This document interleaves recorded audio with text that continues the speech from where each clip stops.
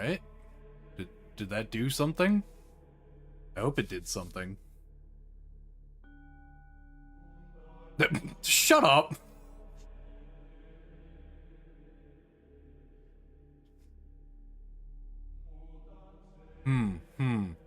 Perhaps. Well, welcome to the 4th Fireside Chat about the Catholic faith. I am joined here by ExiledCelt, a familiar face. You guys love seeing him, he can't see you. We are joined by Hayden, a friend of both Exileds and I.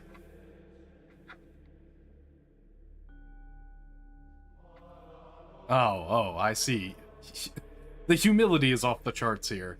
And then finally, last but not least, Landoode. What a basic bitch response. Why does Terraria Stream Workshop have so much NSFW content? Oh, it's Battle Toaster. It's not supposed to make sense. Got it. Don't worry, guys. Yeah, it was in the stream. Streamlabs chat? Yep, that's right. Do I have it available? Am I just the dumb? Yes, but like how much? Man, I had this set up way before. I don't remember. Either way. So, hello everyone. And we are going to be... Oh. He can't hear you guys? Oh. Hey, it wouldn't be a stream without technical issues. Application audio capture. Oh man, look at that. I'm having like work Zoom PTSD. Yeah, it's bad. I'm sorry. Sort of, but now they should be able to hear you guys, right? Please, S7 and Toaster. I need your guidance. Let's test this out, Marco. Rubio? Hello. Yeah, there you go. Rubio. Okay, so... Alright.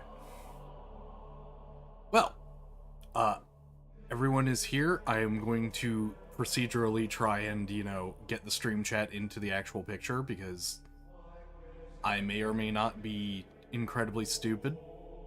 The answer may surprise you. But... Will it really? I guess I'm gonna go on to the first topic here. So... This is supposed to be about the Catholic faith. So one of the biggest things that obviously people are going to have an issue with the Catholic faith is the idea of the homosexuality thing. And not being recognized within the Catholic Church as a marriage between man and wife, right? Correct. Yep. Yeah. That seems to be a pretty common objection nowadays. Oh, yes. Yeah, I'm not surprised. But I guess the real question of the matter would be, why is that exactly?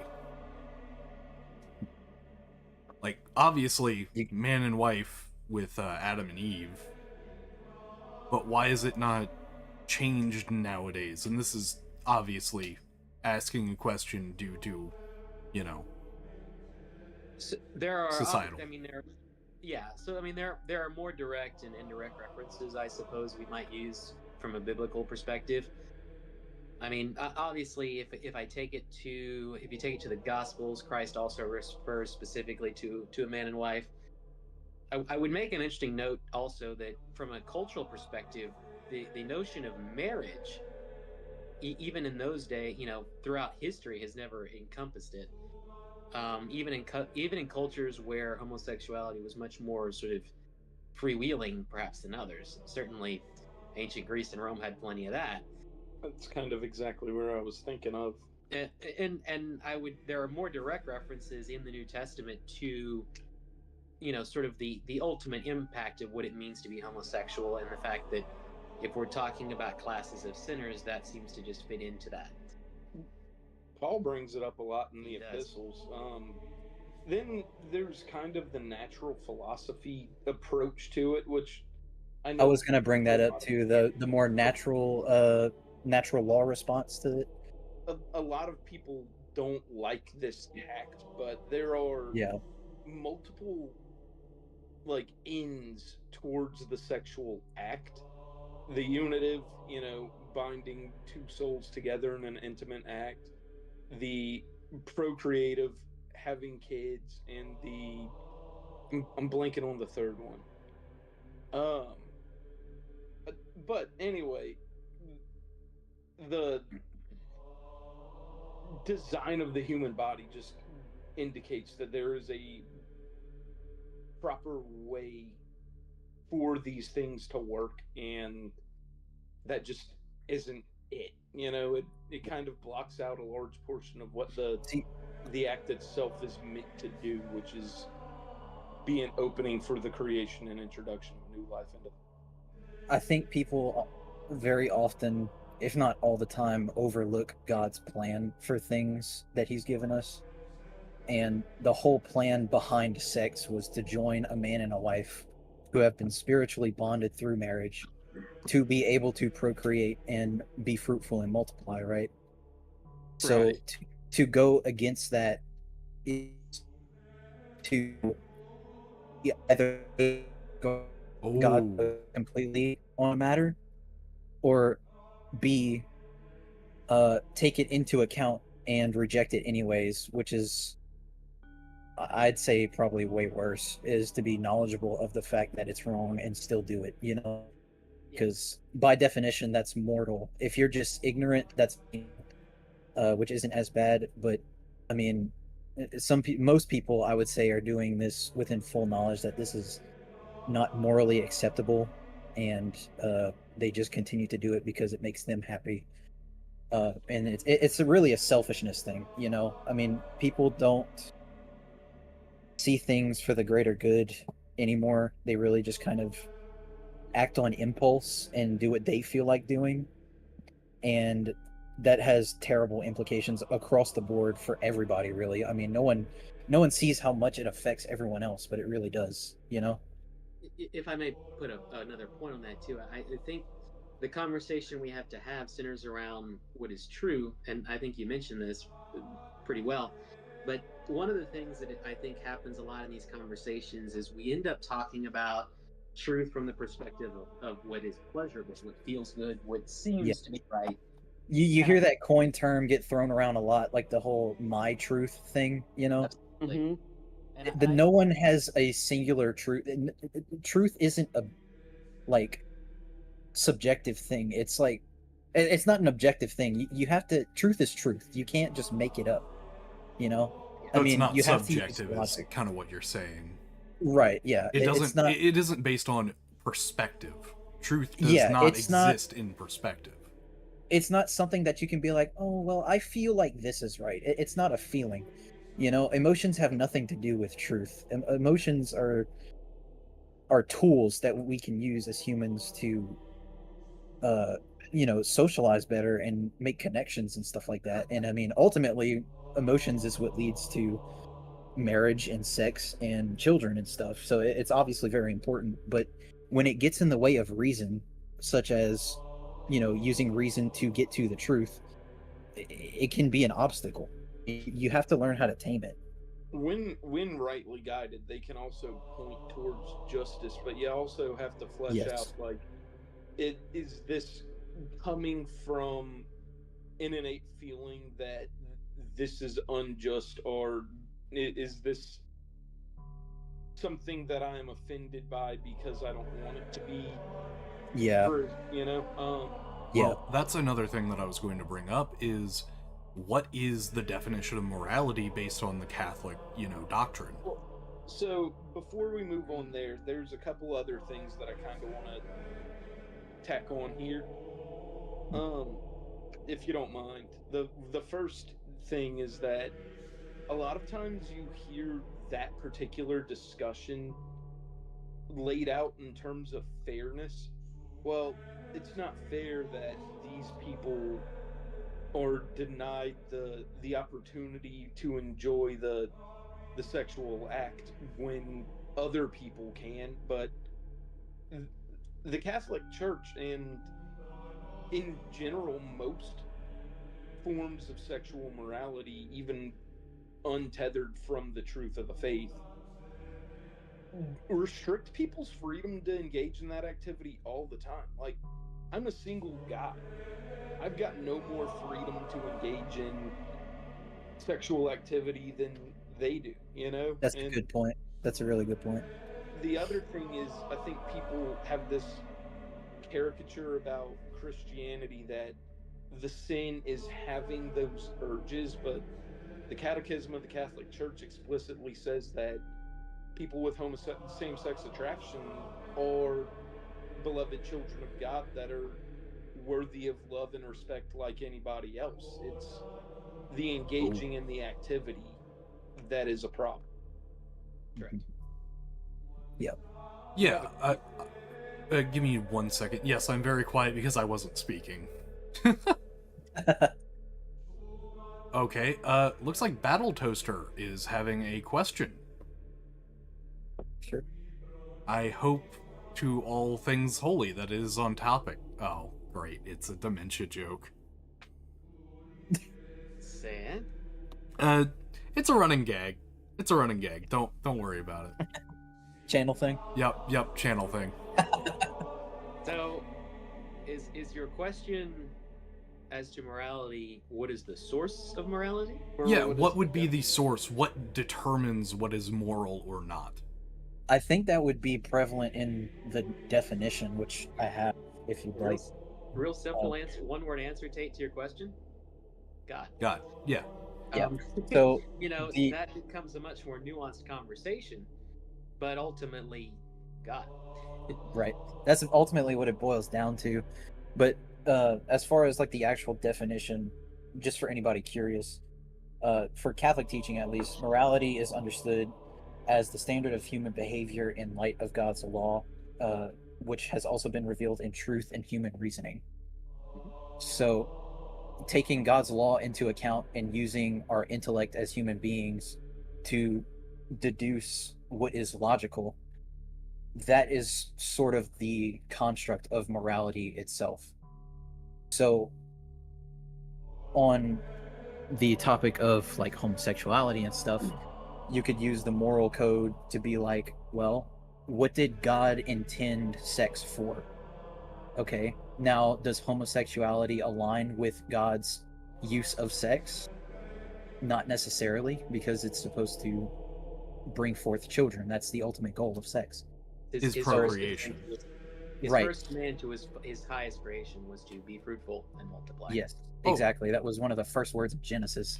This is actually one thing real quick. In the chat, one of the best questions I've heard asked on a Fireside Chat: why did God create mosquitoes? You know, if there's any evidence evidence to disprove God, I think mosquitoes might be the I would agree as well. I don't think God made those. Maybe Satan had a hand in those little buggers. I'm gonna be real. Mosquitoes and chihuahuas. Anyway. Yeah. Not all chihuahuas need to be punted over the fence. Not all of them. Most. Some of them are nice, but you know. My theory. A vast majority is that when we were expelled from the Garden of Eden and plants started having thorns, that water sources also started having mosquito eggs. I think it was strict punishment. Oh. Yeah, that might be us at this point, you know? Yeah, S7 says it's to test us. Yeah. Yeah. Is it a blood test? Ultimately, that will be one of the questions I ask God the second I enter heaven. I mean, I'll be like, okay, first of all, what the hell happened with the dinosaurs, and why mosquitoes? Why mosquitoes? Yep. I'm gonna walk up from behind you and go, and why don't we have testicle skulls? But yeah, exactly. Hey, ooh, that's valid as well. That's another really good one. Does Satan count? Yeah, fair. Does Satan count as a god? The whole monotheistic Absolutely versus not. No, not at all. So It's very clearly stated that he was in the hierarchy of archangels, and which means he was one of God's creations, which means he cannot be God because God says that there is only one. He is the only God. Why would he create another? You know, like that makes Exactly. no sense. Yeah. Well, the other thing about that is, to be worth being worshipped, you don't just have to be more powerful than us, you also have to be benevolent. And if there's anything that he is not, it is good in any sense. Yeah, my biggest thing will always be the conflation of Satan being all powerful or even close to a deific entity when by all accounts he is not. There are definitely not. two. Now There that's are not to two. say that he's not powerful. I mean, that dude, he was like one of the top 5 archangels in the heavenly court before he fell. Mm-hmm. You know, I mean, his name is Lucifer. It means light bearer. I mean, that's freaking. I mean, if it was an Elden Ring boss, he'd be like one of the final ones. You know, it's Exactly, like exactly. that. I mean, saying he's not a god doesn't mean he's some weak little piece of shit. I mean, Well, he's got some oomph behind him. You know. Two-thirds of it. 2/3. Yeah, he's very Three powerful. fifths. But you know, the interesting, there are two mistakes that can be made. I think, you know, obviously with Lucifer slash Satan is, on the one hand, obviously deifying him is a tremendous mistake. Yeah. Overestimating his power, or underestimating his power is also a mistake. Right. I think understanding in the right context that Satan has power over us and this world, but his will is not what guides this. I mean, if not for the will of God, Satan would have no power here. Exactly. This is not some area where Satan, you know, forced some encroachment into God's creation. God left that will. You know, this is the permissive will of God, permitting Satan to be where he is. Unless we all forget, while angels may have technically more power, we remain at the top of the created order of things. Yeah. So, which I think, you know, is a blessing and has maybe also gotten in our way sometimes. Interesting. So I'm I mean, not well we literally versed. have angels. We literally have angels assigned to us at birth. I mean, the angels were created to serve and help us. I mean, your guardian angel is a heavenly being that is with you at all times. One of the And things that, oh, I'm sorry, Landon. Go ahead. no, it's good. It's just that was one of the reasons why Satan fell in the first place, was because he was like, you're telling me I have to serve these lower life forms? Look at me. You know, I'm this powerful, and you're telling me to serve that. You know, and that's the whole thing. He was questioning God and his plan, and that's when Michael was like, "Who is like God?" Because that's ultimately what he was doing. He was questioning God to the point where he was, you know, trying to take it into his own hands. Like, no, I'm not doing that. He was being arrogant, even. I love the fact that Lucifer's ultimate, like, attempted statement is, I am like God, and Michael's name is literally a no the hell you're not. Like, Exactly. who's like God? Yeah. It, you know, one of the things the Bible never says about angels, and it is the first thing said about us, is that we were made in God's image. They were not. They Exactly. also don't get the experience of an embodied experience. Another thing that S7 just brought into the chat, although Satan is a higher being than humans, he is not a god, because to be a god, you need to be able to create life from nothing, and through no cycle such as sex, which Satan cannot do. I'm gonna just sort of quibble a smidge in terms of higher. What More the powerful, fuck? yes. Higher, no. What happened here? More powerful, not higher. So that was Correct. one thing that I was very confused about, because I've never heard of the order of creation. We are considered to be God's, like, prized creation. Correct. Right. Body and soul made in his image and likeness, and the only one of his creations made in his image and likeness. Given free will and an opportunity to participate in the act of creation. And in redemption. Right. Yep. Huh. Exactly. Okay. So then I guess what would the like full order of that be in, I guess, the list that it implies that it is in? I would probably hazard to say, and I'm not sure that this has ever been fleshed out fully by the church. If so, someone can always Yeah, correct me. I've never seen But a document on it, but I've but I would speculated. say humans, and then angels, and then animals, Yep. and then plants, and so on. Yeah. I Okay, would say so so, yeah. like much more broad strokes than what would, Correct. you know, Now, if be we can assumed. talk about, I mean, the ninefold angelic hierarchy, but that's a whole nother thing where That's a Yeah. whole nother book right there. That's I Yeah. mean, we don't even really know much about. We don't. No. I mean, we know that there's like 9 angels, and we only know like 3, like Michael and Raphael, Yeah. something like that. There's plenty of like historical Judeo-Christian mysticism that purports to have other names and things, but it's that stuff is, I wouldn't call it doctrinal by any stretch. Mhm. It's not heretical. There are no particular reasons to discount it, but I wouldn't. Yeah, I wouldn't lean too heavily on that as doctrine. It's one of those many things where it's like the church hasn't said anything on it, but they haven't said anything against it either. You know? Interesting.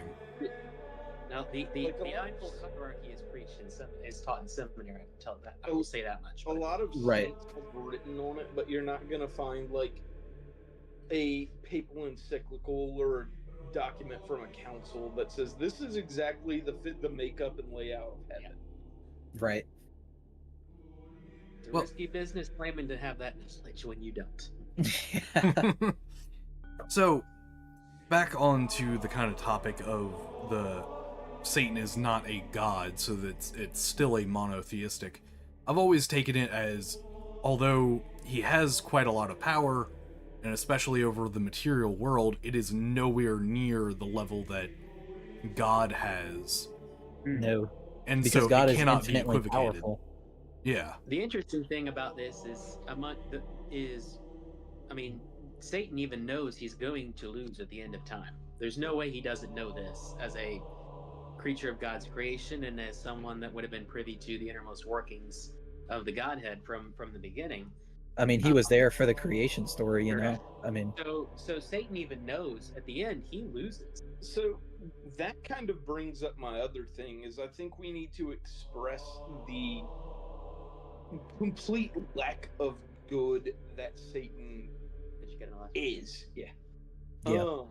He the only reason that he is still out there tempting souls and frankly causing suffering is because he wants to take what God loves from him and hurt you. It's a pride thing, just like in the beginning. pride and resentment. Exactly. Yes. I mean, the level. I mean, you get. There was a wonderful movie done recently. It was written by Catholics, based on a book by a Protestant, but it was called Nefarious. If anyone's had the pleasure of seeing it, I've heard of it. I haven't watched it yet. It It's is- on No, the you list. haven't. it is I would highly recommend it as soon as you get a chance to. Mhm. I'm kind of, I don't know. Should we talk about the cheeseburger since Landon hasn't seen this? What? Landon, do you mind like a not so maybe a middling spoiler? It's fine. I mean, it's been a while. I mean, it's my fault at this point.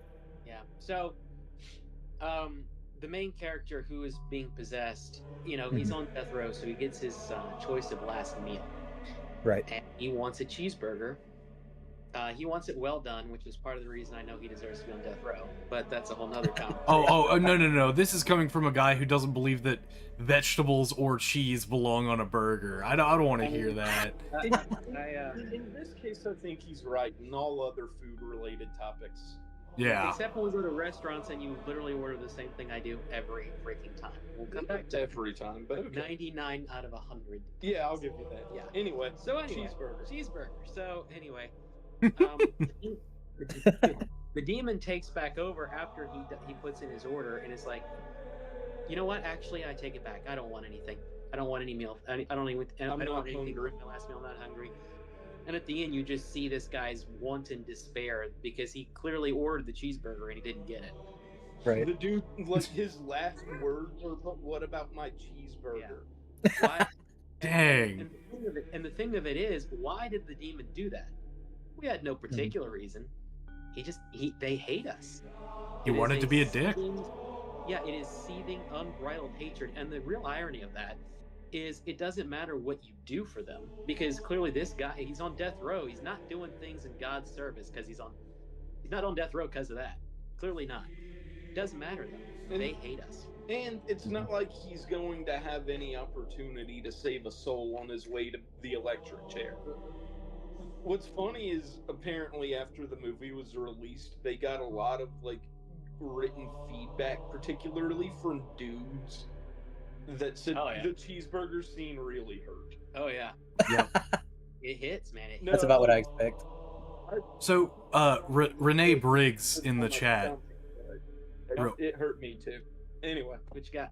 Real quick, he says, God is pure act, eternal and timeless. Satan is a creature who exists in time. Another way of saying it is that God is pure being, but Satan is a being. Yeah, that's correct. By any metric you could possibly put, Satan is of a lesser order by infinite magnitude than the eternal, all-powerful creator. Even if we're going by philosophical order of things, right? Yeah. And I mean, that is straight up what Renee just said in chat. Mm-hmm. Catholic doctrine. God is not a being in time. He is being itself. Right. God is. Isn't that like I am is what Yahweh means? Yes. Yeah, that's like I am of such a high order. And part of the importance of Yahweh was a couple of points there. The first one is when Moses goes back to the Israelites at the time, and he's supposed to tell them who he's talking to. The concept of a single God would not have necessarily made sense to them. They lived in a culture of polytheism, surrounded by polytheists. And so their ultimate conclusion is, well, I just want to know which God this is.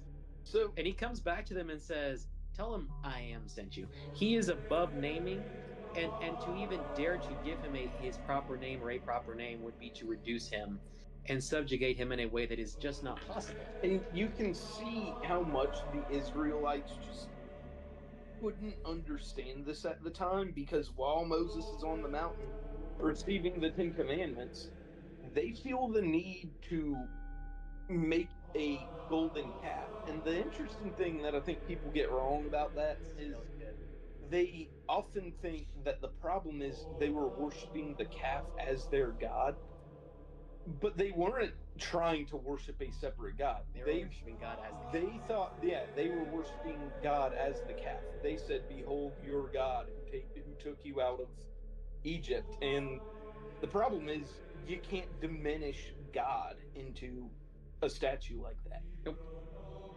There are a couple of great points in the Bible. Another one of my favorites that weirdly dovetails with this is when David wants to take a census of the Israelites. Mm-hmm. He is very sternly warned against it. Goes ahead anyway.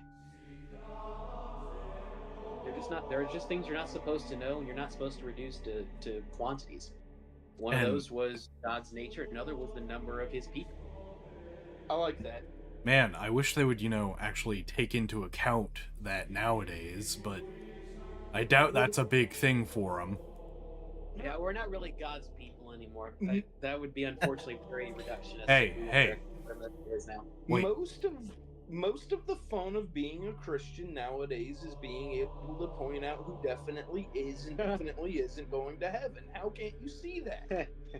Sure, that's got to be a joyous occasion for everyone. I just want to point out, He looks in your head off while he's burning in hell. I just want to point out, in case it wasn't incredibly obvious, that was sarcasm. Yeah, thanks for pointing that out. Yeah, I wouldn't have known otherwise. Yeah, don't do that. Instead of Sheldon Cooper-esque, we just have a little sarcasm sign you hold up so you know. Yeah. Right. Alright, I've been told that I need to balance you guys' audio, so there is an attempt going on. So I guess the next thing that I would like to bring up is the nature of purgatory. Purgatory. And This is fun. and the cleansing of the soul before actually being able to go to heaven. The way you do that stresses me out. I know. It's just wrong. I'm sorry, I'm currently watching a blind man pour a Guinness. There are times where that is quite the adventure. Let's just type. All right. I forget you guys are blind. That's crazy. What? Can't you see?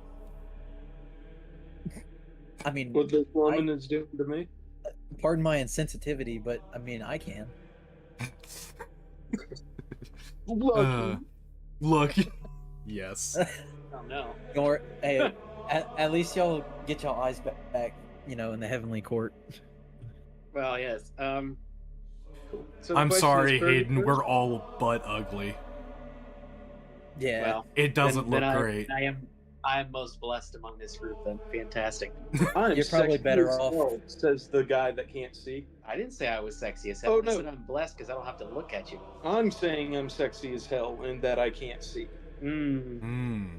So you can see just enough to know how false that is. Yeah. Dear Lord. So, Anyway, so purgatory, right? purgatory. Is this like a discuss, or do you have a question? It's more of a discussion because, frankly, I've always been confused about the So I nature wanna- of purgatory. So let's start from a purely biblical perspective, and this is one of those where the 7 books that are referred to in some circles as the Apocrypha, a term which I vehemently object to for I think fairly obvious reasons. Among those books that are in our Bibles that tend not to be in most Protestant Bibles are prayers for the dead. Yeah. One of the interesting points there becomes, well, why would we need to pray for the dead? If the dead are in hell, there are no prayers that can save them. And if the dead are in heaven, they need no prayers. That leaves you with option 3. Which is somewhere in between. Yeah, and as a rule, prayers for the dead go something like this: Lord, please help person X get to heaven faster. Amen. Yeah, there's never a and avoid hell. The assumption there seems to be that you're in hell, in heaven, or on the way there. Yeah, because by now I- you have been judged. Maybe you guys can fact check me on this, but Happily. I don't remember my source at all. But maybe My it was source something is that I can't made it the remember. fuck up. Man. So CNN journal. My sources say, anonymous sources, by the way. Yeah, I heard somewhere that purgatory was more likened unto the fires of hell, as sort of like a purification, because people in hell are there because they chose a life of sin, and ultimately that's where they ended up because they never repented. Purgatory is for people who, they repented and stuff, and maybe like people like us, for example, we try to live the best lives we can, but we're human. We mess up, right? And I mean, there are ways to ensure that you can get to heaven fast, like the sacrament of last rites on your deathbed and things like confession and stuff. But some people don't have that luxury. Some people's lives get cut off sooner than most. There's like the whole topic of suicide, which is another can of worms. But ultimately, some people die with sins that have not been atoned for, but God, in His infinite mercy, recognizes that and says, well, I see that, by your lifestyle that you chose to follow me, but you were an imperfect being and you messed up a little, so I'm going to give you the chance to make up for it, in a sense, and you'll spend a little time in this hellfire to purify your soul and to atone for your sins in that way, and then after your time is up, you can join me in the heavenly court. Well, Dante And- talks. Oh, I'm sorry. It's just an extent of God's mercy, basically. I mean, to be sent to hell even when you're trying your best is something that an all-merciful God just wouldn't do. I mean, it's just not in His nature, So, real quick, in the chat, Battle Toaster says, "Is there a place between heaven and hell?" And I believe, isn't that kind of the idea of purgatory? Yeah, I would like say so. in a Let's theoretical be careful about spiritual between heaven and hell. geography, in a very theoretical spiritual geography, yeah, kind of. But Yeah. there's not like a. If you've seen The Good Place, there's kind of that house in the middle that's just like full of slightly crappy but still acceptable stuff called the medium place. There really isn't that concept. Mm-mm. You know what I Yeah. mean? You're ultimately bound for one or the other. Yeah. And Yeah. I you know, Right. I think you Landon, you mentioned fire. I know, Dante talks in his Divine Comedy about, souls that are in fire but are blissful in fire because of that. And Right. You know, They that- still have the hope. The only separation is the fact that they have the hope of heaven still. Yeah. The I mean- people in hell are eternally condemned already, so there is no hope. Correct. There's also schools of thought that say the majority of the agony in purgatory is the knowledge that you're just not with God yet. Yeah. Right, And exactly. the extent to how much, as you are being freed, because this is another thing that is often said to be the soul being relieved of while you're in purgatory, is the inordinate attachment to sinful things. Like, Right. I'm not too proud to say that given the opportunity on the day of my death, I'm probably going to want to eat too much pizza. You know what I mean? Yeah. So Right. Same, but with like steak. I might have to get the inordinate attachment to the worldly good of pizza burnt off. Right. You know what I mean? And the Oh fact no, that I that ate is too much canon- pizza. I need to go into the big oven. Yeah.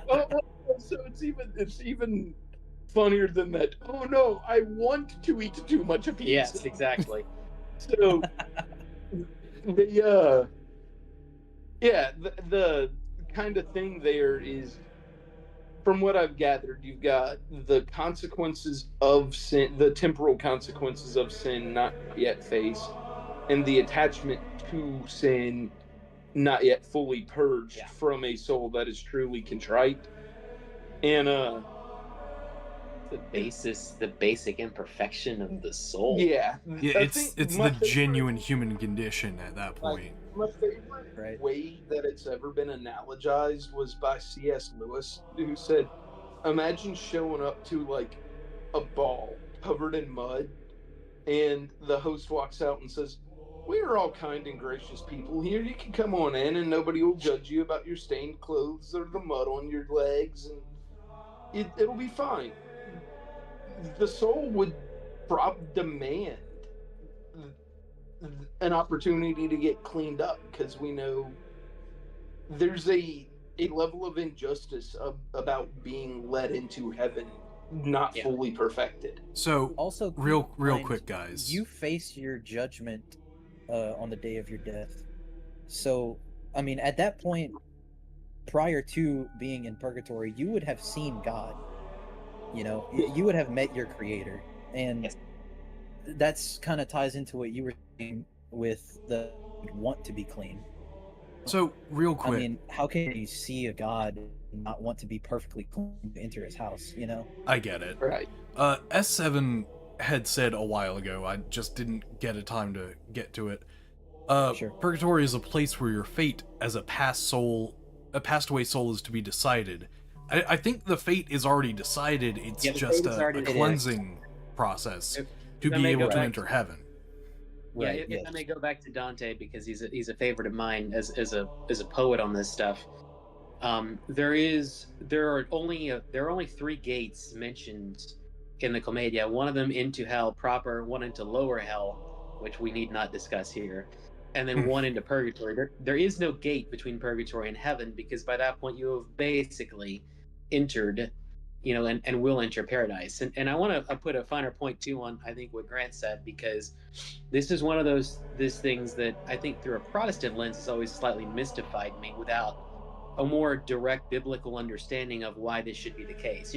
One of my favorite verses in the Bible is, "For my thoughts are not my thoughts, says the Lord, and my ways are not your ways. As high as the heavens are above the earth, are my thoughts above your thoughts, and my ways above your ways." We have no concept in this life of how deeply flawed we are, and how how far from God's perfection we are. Very true.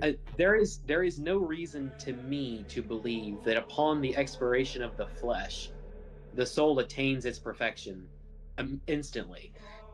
There is no particular logical basis to believe that. Now, again, if you can point to something in the Bible that says that, I'm willing to listen to you.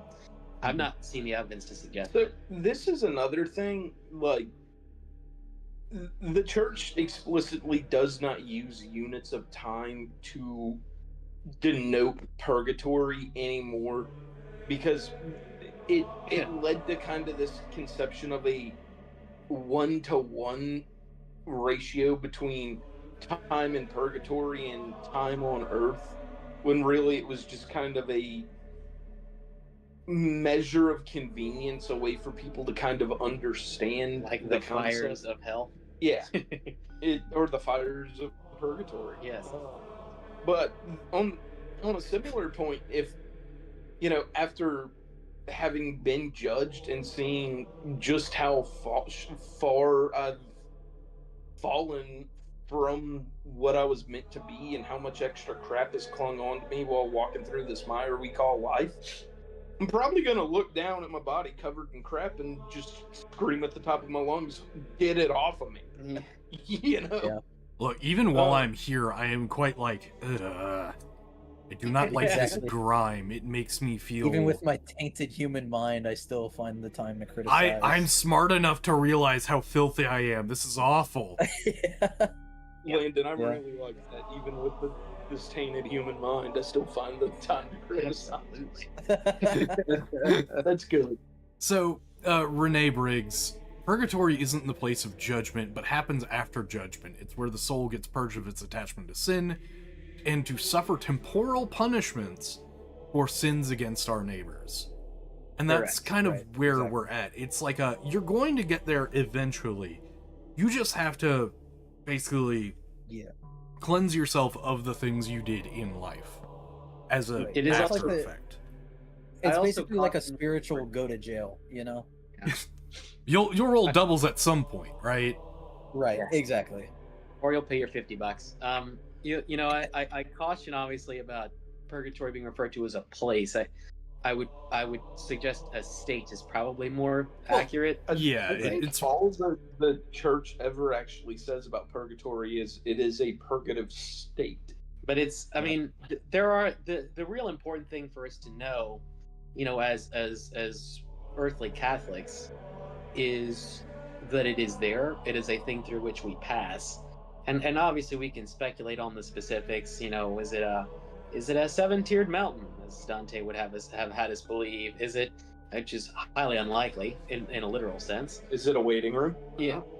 Is it literal fire? Doubtful in the spiritual I bet sense it's of the the term. Of course. DMV. That would probably be the worst place. The DMV. I Actually, would say that's the closest hell. manifest I can think of.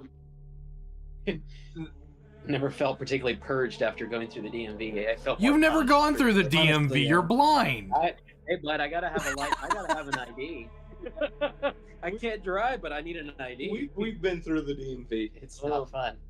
There was something else I wanted to say about the idea of I think the other practical thing for us to recognize as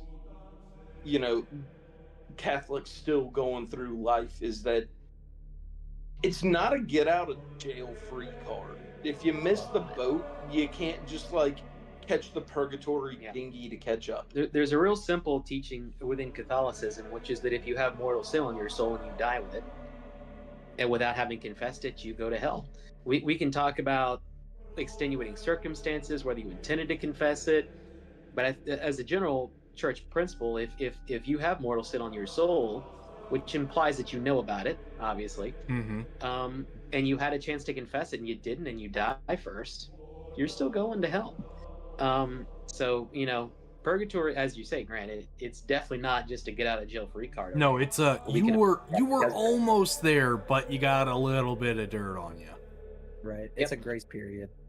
Yeah. Yeah. And let's be honest, we would rather spend 100 million years in purgatory, whatever that means, Then spend be even damned.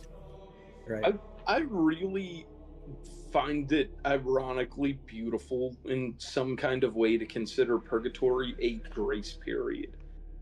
Well, I mean, it is a grace actually what it period. is. I mean, It's you're a given the state grace of- to make up for it. Oh, S7. It's the holding cell in the police department office. Yeah, very good. A place Very you're good. held temporarily until released. Quite a good one there. Good job. Nice say metaphor. That's much better than the DMV, because that's pure hell for sure. Also, just quick sidebar, I'm glad to see you here, bud. Yes, it is very good to see you here, S7. He's a regular on the channel, and I'm sure I've talked to you guys, or at least I know I've talked to Landon about it. I believe so, yeah. Yeah. But we're happy to see you, man. Absolutely. But let's move on to the next thing, which mortal sin and what that implies. Okay, so this Very easily defined. makes me this makes me feel like if you took all the good bits of lawyers and had them craft a religious philosophy, you would get a lot of Catholicism. I think we want to begin with the fact that sin itself has gradation, which is not a universally accepted Christian concept to start with. I think we can all intuit that stealing a candy bar when you were 5 is different from murdering a guy on the street because the sun got in your eyes when Damn you're it! 20. I was literally about to make a Mersault reference. You son of a gun! By the way, I will note that in Christ's Passion narrative, he refers to the greater sin. Yeah. Which in and of itself must imply some gradation of that. Yeah, it implies the existence of a lesser. Correct. Just like the existence of a domestic housewife implies the existence of a feral housewife. Correct. Yeah, sure. That's what that means. If it's not No what that further means, comments.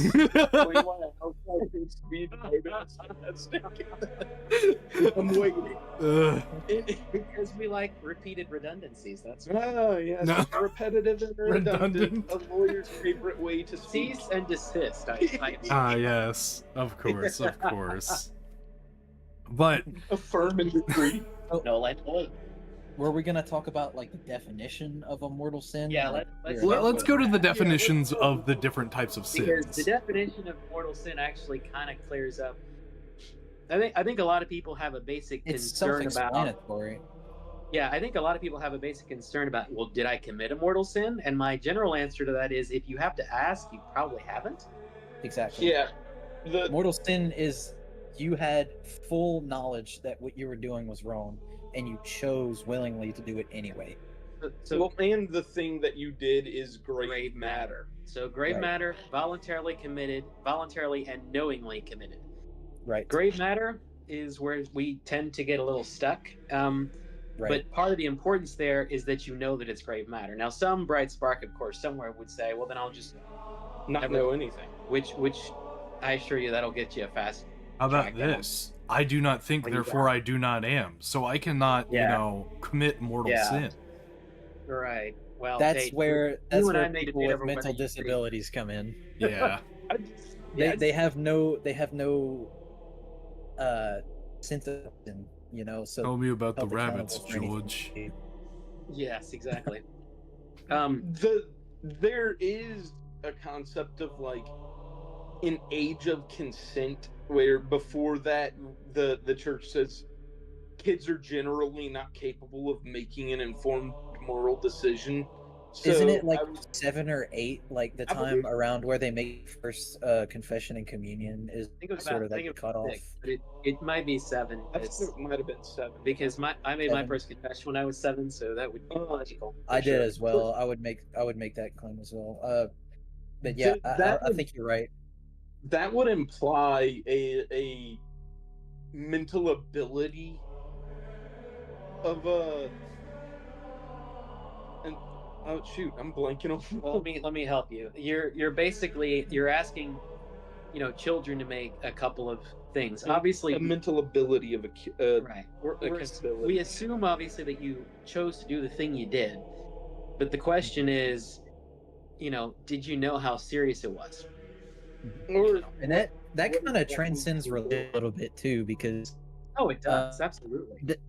I mean, a kid, you can't punish a 5-year-old for something that they don't understand. I mean, I see people, their kid like starts crying because the dog is scared. I mean, the dog's as big as them. It's reasonable that they're scared of that. But some parents will be like, "Well, fine," and they'll just like freaking beat their kid. It's like he doesn't understand.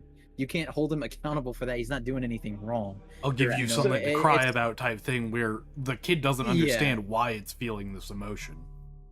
Right. Yeah. It's a whole question of like just what mental faculties does that being have? It's like go ahead.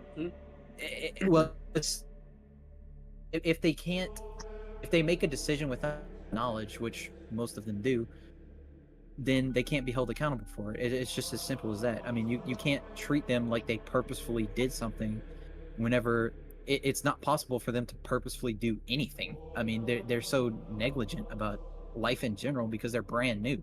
They don't know. We did a fun thing where we split the Protestant baby on this. Actually, I'll come back to that in a second. Yeah, let me.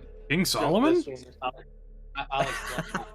Yeah, well, that's where the expression comes from, sure, but I'll explain that in a second.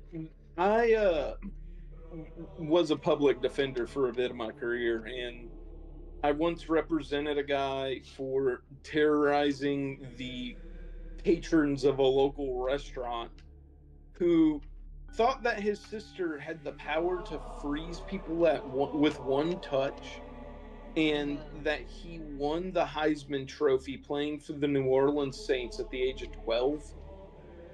They didn't prosecute him. They sent him to the state mental hospital. Exactly. If a human judge can make that call, Yeah, the divine can definitely. The all-knowing being that is God would know better.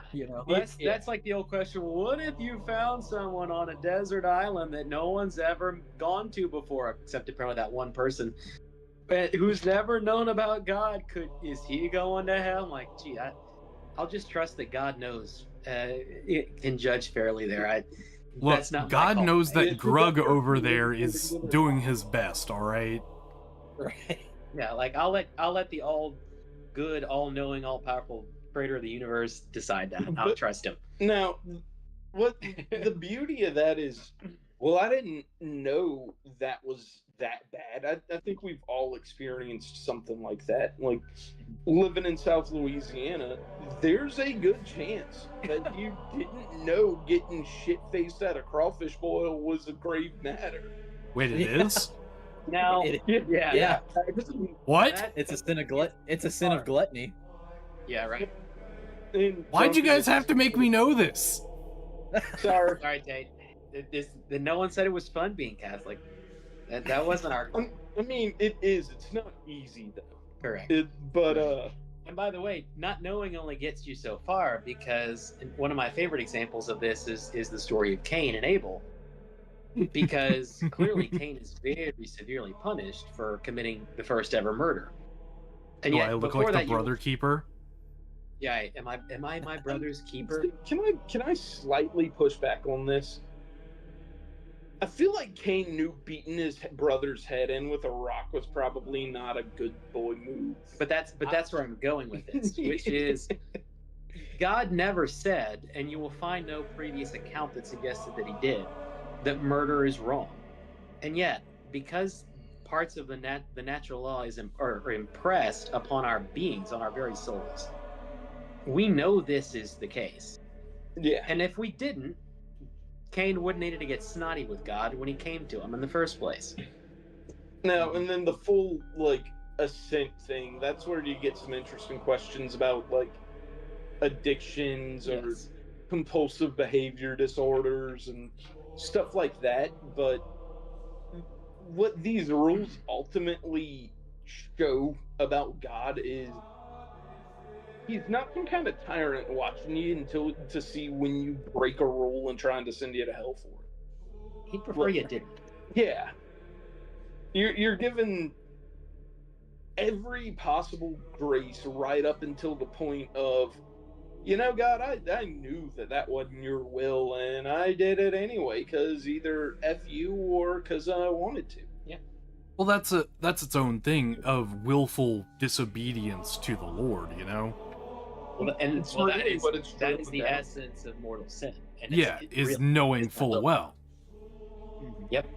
And again, there are, and I use the Cain example because there are some things where you would say, if you're not Catholic, you probably don't know this is grave matter. Is masturbation grave matter? Well, According to yes, right. Our church is very clear that it is. But if that is something where if you don't know, and you may well not, then it's not when you do it. Still a sin, but it's venial. But murder, for example, we all know that's wrong. We can try to say it isn't, but at some deep level of our soul, we know that it's wrong.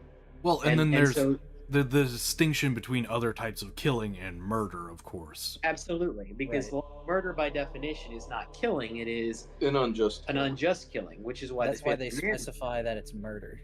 Mm-hmm. Right. The Fifth Commandment, it properly translated is "Thou shalt not murder." Well, thou shalt. My grandfather had a very hard time with that coming back from Vietnam, of course. And so I'd imagine what ended up happening is for the longest time he couldn't forgive himself even after going to confession for it because he felt like it was murder. It was an intentional killing of another. But the way that the church sees it is he did what he kind of had to survive in that point. Right. Yeah. Like it was the Vietnam War. Correct. It was, and also even if he didn't, this is an important point. It wasn't the Vietnam Hug Fest. Correct. Now this is also an important point about confession that a lot of Catholics kind of miss. Full sympathy, by the way, to your grandfather, because I mean that was a terrible thing, start to finish. Yeah. Assuming for argument's sake that he had committed murder, he still went to confession and confessed it and was absolved of whatever sin he might have committed. And one of the interesting things about our faith is we're not allowed to hold on to that guilt and those sins after we go to the sacrament of reconciliation and have them forgiven us. Because what you're basically saying when you do that is that, well, God, you just don't understand. You aren't capable. You don't realize how bad this was. Correct. You don't get it. You couldn't possibly forgive it. You're actually diminishing God. You're lowering him to your level. I was hoping that you would use the exact phraseology, you cannot forgive this. Mm-hmm. And obviously you can. That is one thing that he had done for quite a while, because frankly, he was sitting there and he was, wow, I've done so many horrible things. Confession really can't do all of this. In all actuality, it could. And so he had to be shown multiple times, like he had to be forgiven multiple times. Yeah. I'm sorry, I didn't mean to cut you off there, but that's where you also have to consider, like, there's probably more going on with a war veteran that had to kill people than just a willful refusal to accept God's mercy. Like, oh, there was absolutely some horrible things going on. There's some real trauma there that has to be worked through, and again, I trust in a merciful God to understand. Yeah, he'll figure that out. Yeah. Could it mean longer in purgatory? Maybe, but again, I'll let God handle the difference there. And that is kind of the definition of faith in that matter. Correct. Is not knowing how, but trusting that it does work like that. Because we're not the judges. I've heard Christians say this, Catholic and Protestant both, things like, doing X puts your soul in mortal peril. And I really like that phraseology, because what that says is, the way I understand it, what you're doing could send you to hell. But I'm not going to say that you're going to hell, because I'm not qualified to do that. There's only one being in the universe that is. And his name is not whatever my name is. So I really like the distinction there, which is as a general rule, we understand these things to be damnable, but we're gonna let God decide actually whether it is, and we're just It's gonna do the more of best to like make sure you a, don't commit them. it's more of like a just pointing out what path you're on, you know? Precisely. Yep. It's like you can't tell a person, you know, what their destination is just by looking at them on a train, Well, but you can tell which direction they're going. I like the term apparel because, forgive me for being a gamer, I'm sorry. It reminds me of the fight or die thing from Borderlands, where it's not guaranteed that you're going to be killed in this sense, but you have a chance to, you know, redeem yourself and get up. And take what chance you can to do it, because if you're gonna, let's not actively sprint toward the thing that might be causing us to die. See you later, Battle Toaster. Sorry. Later, bud. Later, dude. Like, look, if I'm given a maybe and a sure thing, Take the sure thing. why wouldn't I? A, why wouldn't I take the sure thing? And B, why wouldn't I try to convince as many people along the way to take the sure thing too? Precisely.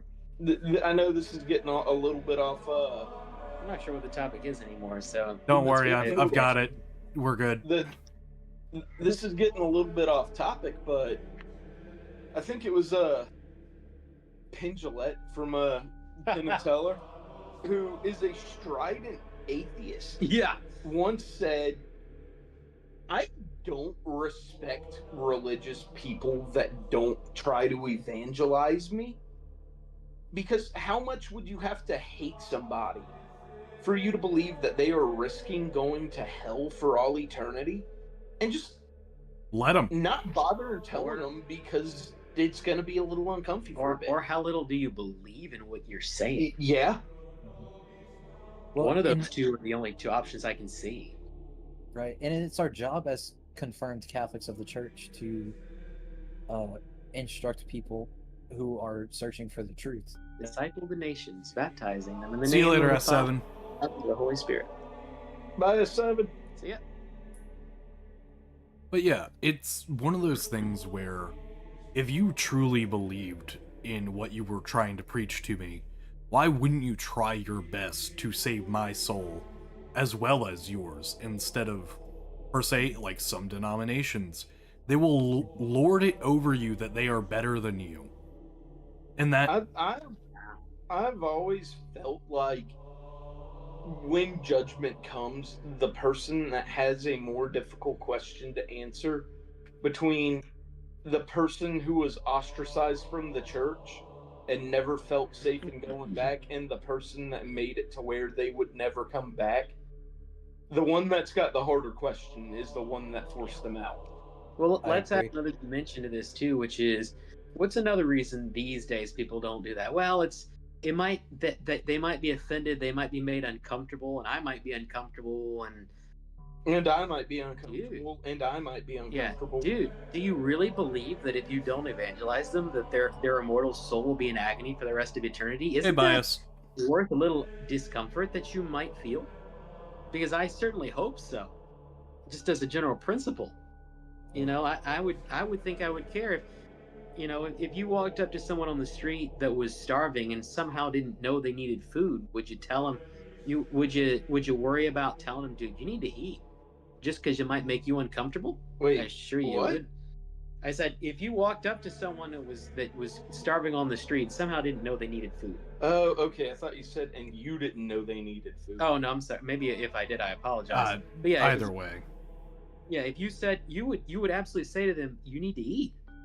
Even if you wouldn't care about whether that made you uncomfortable, you want them to live, and in a spiritual sense, that's also what we as Christians are called to do. We want you to live spiritually. We don't want you to die, which is basically what going to hell is. Well, frankly, is worse than that.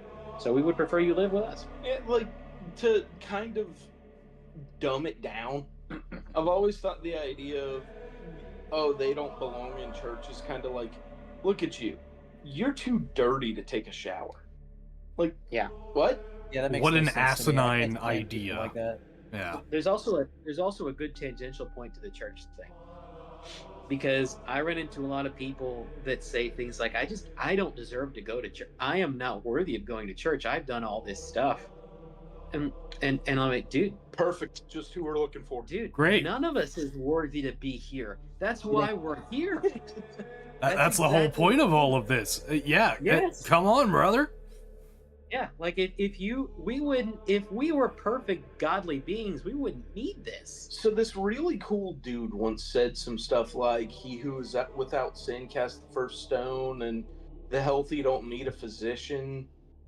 Who said that? I don't remember. It's a I don't know. blank. Some carpenter, I think. Yeah, I think Yeah. It was he from Nazareth, maybe? Yeah. Did you hear that they crucified that dude? I wonder what he did as a carpenter to do that. I think don't he know. made us a really good table. I think he tried to save like everyone in the world because he loved us all, no matter how awful we were. I think that's why they killed him. How dare you, Maybe. Oh, yeah. I mean, I heard that he was also hanging out with like a bunch of sick people and people who were like really bad people, but I've also heard rumors that they're getting better. I don't know. That's awful. I mean, Like he's hanging out with a why would he tax burn it? collector. I mean, come on. why did he burn at the stake? Is what I want to know.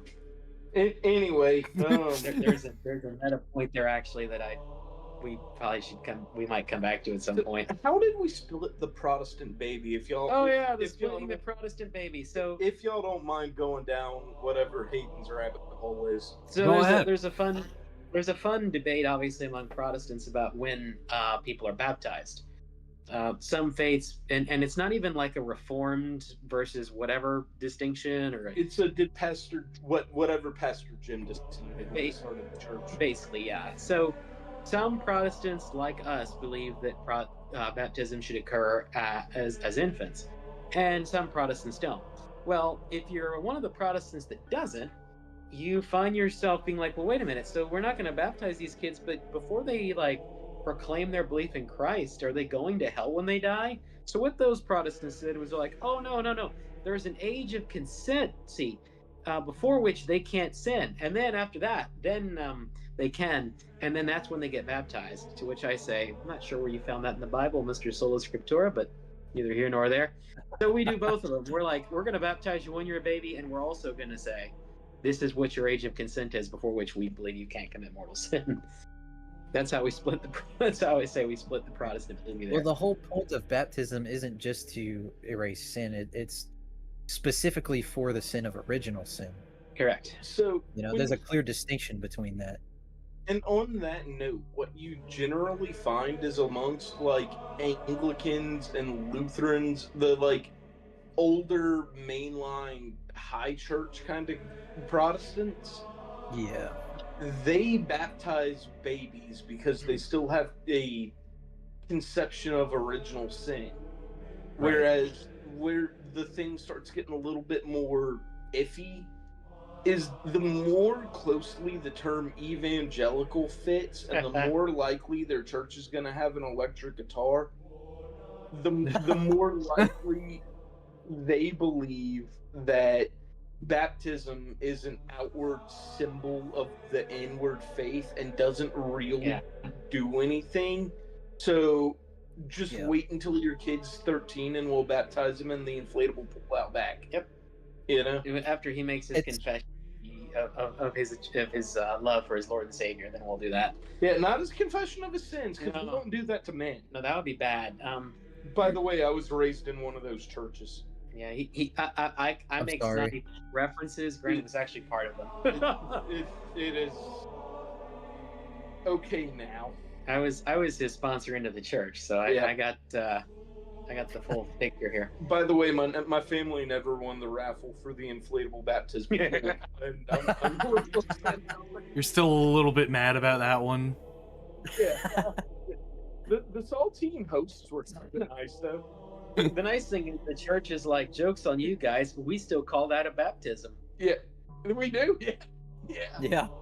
Whether you know it or not, All you need water and the Father, the Son, and the Holy Spirit, and that is, outside of the church, we'll consider baptism.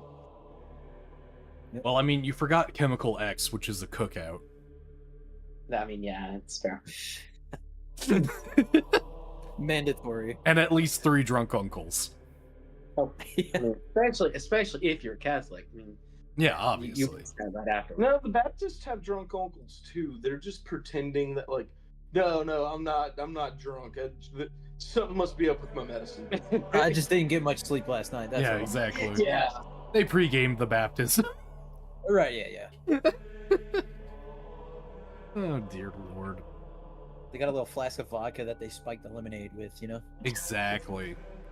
So, one last topic I wanted to cover today, which was the essence of faith. What does faith actually mean? Ooh. I would say a wholehearted trust in God. Evidence of things seen and the promise of those things hoped for. Trust in this, Right. the evidence of those things seen and the trust of those things hoped for. You know, faith is really, my experience is, you know, there are a lot of people that get really, really close to actually joining the church. They understand all the arguments, they get all the false objections and the false equivalencies and everything else that I've heard from, you know, most atheists. I've not heard a new argument like that in a long time, truthfully. And invariably what ends up happening is they say, I just don't believe. And all I can say to that is, I get it. I mean, it's that really, faith really is the final boundary that gets you over that It hump. is a really tough thing. Trust me, And that's why Oh, go ahead. that's why a lot of Hey, people, man, you and I have spoken at length on this topic, so Exactly. I totally get it. You know, it's really hard. That there's nothing anyone in this room or on this call or on this stream can force you to believe about God. It's just not possible. It is, you know, we say it's the Spirit. You know, I was blessed enough to bring, you know, Grant, who has been one of my best friends of literally 25 years, and my wife into the faith, and at the same time, which was cool. which was unbelievable. But like, yeah. I take no credit for it beyond the fact that I was a vessel through which the Spirit reached out to them. I couldn't do that. There's no one on earth that can do that. Only God can do that. Only the Spirit can. You're an instrument of God. Precisely. Exactly. And in my case, it's really strange because I kind of started from the opposite position that I find most people get to. A lot of people that I've met on like the metaphorical threshold of the church have bought into it logically, and they know a lot of the stuff, and they just can't make themselves believe. Yeah. I was how you found in a doing? state where yeah. Hi, how are you? Hi, And- how are you? And, Hey, how are you? but normal. Hi, Squidward. where I was I had the faith in like none of the other stuff.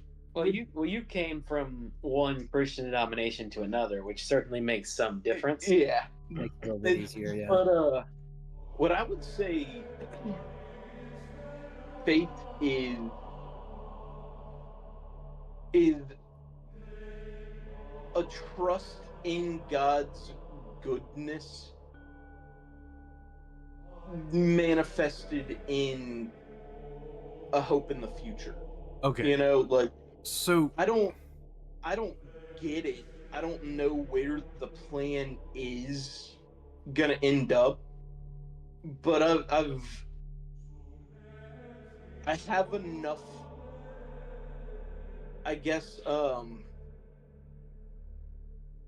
trust that you're not gonna screw me over and that you really are out there to move forward with the confidence that you're going to do what's right. And the And important the you there being God. I so mean. real important quick, caveat there real is quick, evidence.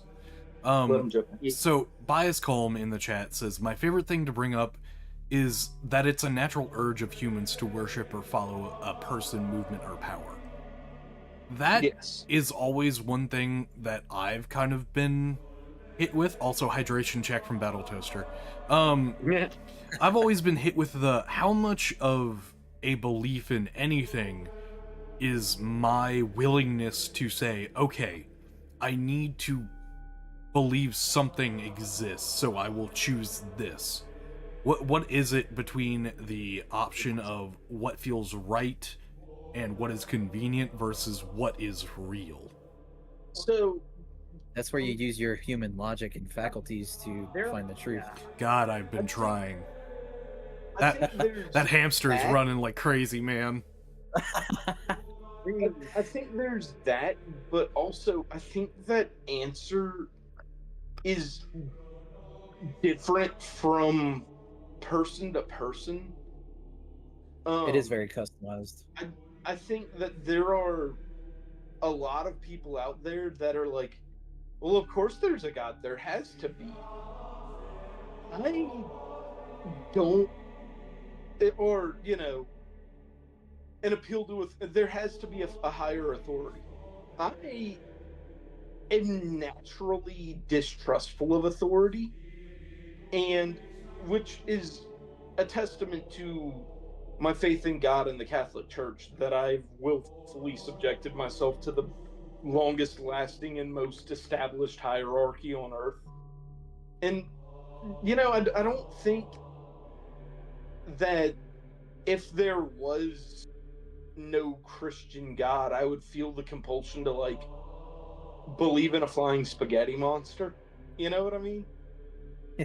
So there's I thought the new atheist had been put to bed, but I guess not. there's a certain level of A Pastafarian is a perfectly respectable religion. no. There's a certain level of I can't answer that question for you. You're gonna have to look into yourself there. Yeah. And see, like, for you example, I don't feel like you're the kind of person that just needs to have faith in something to have faith in something. You know what I mean? In I have a little I have a bit few- more I detail have a would be few nice. points here, actually, but Yeah, no, I mean, there are some people that are willing to believe just because they have to believe in something, and there are other people that Faith it's a for real faith's movement. sake. Yeah, well, faith in Right. faith. Yeah. And there are other people that it's a real movement of the mind and the heart.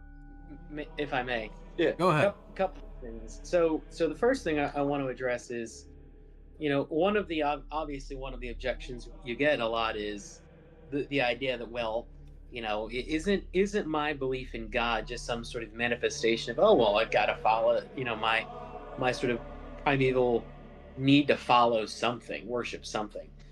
Well, all I can say to that is manifested in every single person in the history of the world. There is some that infects every single one of us. If you're an atheist, well, you claim to worship nothing. You worship science, really. You believe that there's an explanation to everything, and if we don't know what that is, then there must be one we can find. Let's say you're not an atheist, you don't really have that sort of conviction, but you're not a theist either. Like, at that point, you probably really you just worship whether you know it or not yourself. What is right? Well, it's what I believe is right. Why is it right? Well, honestly, Well, I as feel said, like it is, you know? right, exactly. And so one way or the other, that is going to be something we do. Now, the Christian answer to that is that God stamped that desire on everyone's hearts to follow Him. You know, it's sometimes referred to as the God-shaped hole in our hearts. And the broader point there is it's a false objection insofar as every single one of us does that and worships something. And the question is the thing we worship the right thing, or is it not? And all the You can otters see that from a lot. one South Park episode Yeah. go, I worship science. Right. So then there's the faith problem, and this is one where I've run into this particularly with atheists. We're like, well, you expect me to believe in this, and I have no proof of it. And I'm like, well, the first point I would say is actually Christian faith doesn't mean that at all. And in fact, St. Paul defines faith using the word evidence, Yeah, among other things. Well, so that's not necessarily true. Let me take a little soapbox here, because I have a degree in microbiology, right? At the very beginning of everything, first drink into the glass of science, there's atheism. at the bottom there's God. There Yes. is no way that at least something out there doesn't exist, because the way that things would have to work so perfectly together, the little Legos that build up every fiber of every living and non-living thing, yeah, it doesn't work unless there's some grand design. And that's kind of what started me on my journey, was realizing, So, okay, this is too perfect. The bog standard science believing atheist believes in, at first count, 3 or 4 miracles. They believe that everything that exists came into existence, usually from some form of nothing or an infinitesimally small everything, which existed for infinity, despite the fact that they reject the notion of infinity. So and then for some reason, you gotta jump from not living everything to little bits of living stuff. And then you gotta jump from the single cellular to the multicellular.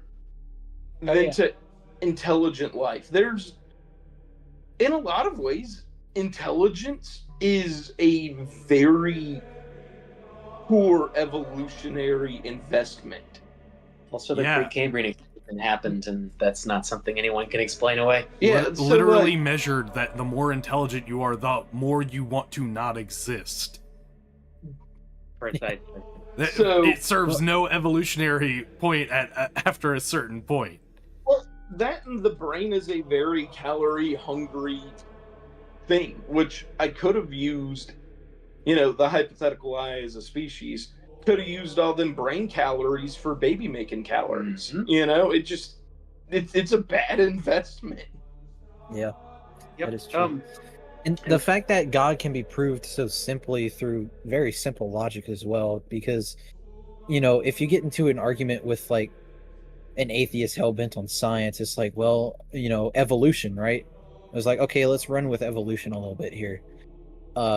Let's just say we came from apes, right? Where did the apes come from? It was like, oh, well, they evolved from, like, some kind of fish that just magically walked on land one day.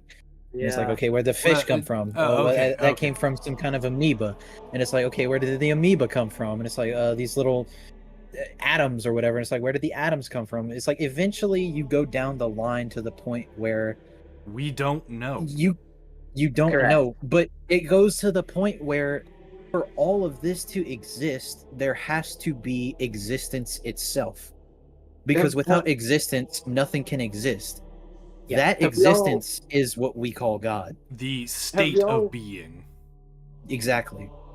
Have y'all heard, there's an old joke where, like, I can't remember the 2 animals, but 2 animals run into each other, and one of them goes, hey, you ever wonder what all this land is on?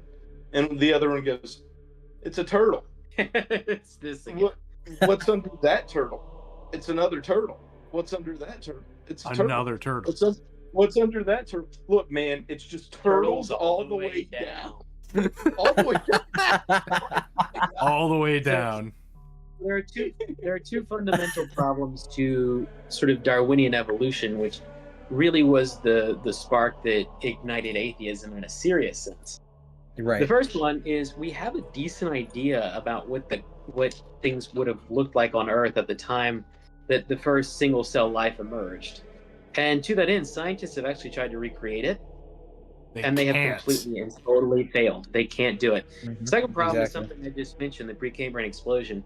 Darwin's premise, Landon, as you mentioned, is sort of this continuous flow of evolution, which he attributes to, obviously, what he calls natural selection. The problem is that isn't quite how this went down. Mm-hmm. About 500 million years ago, a lot of stuff just appears within the fossil record as having art, as existing.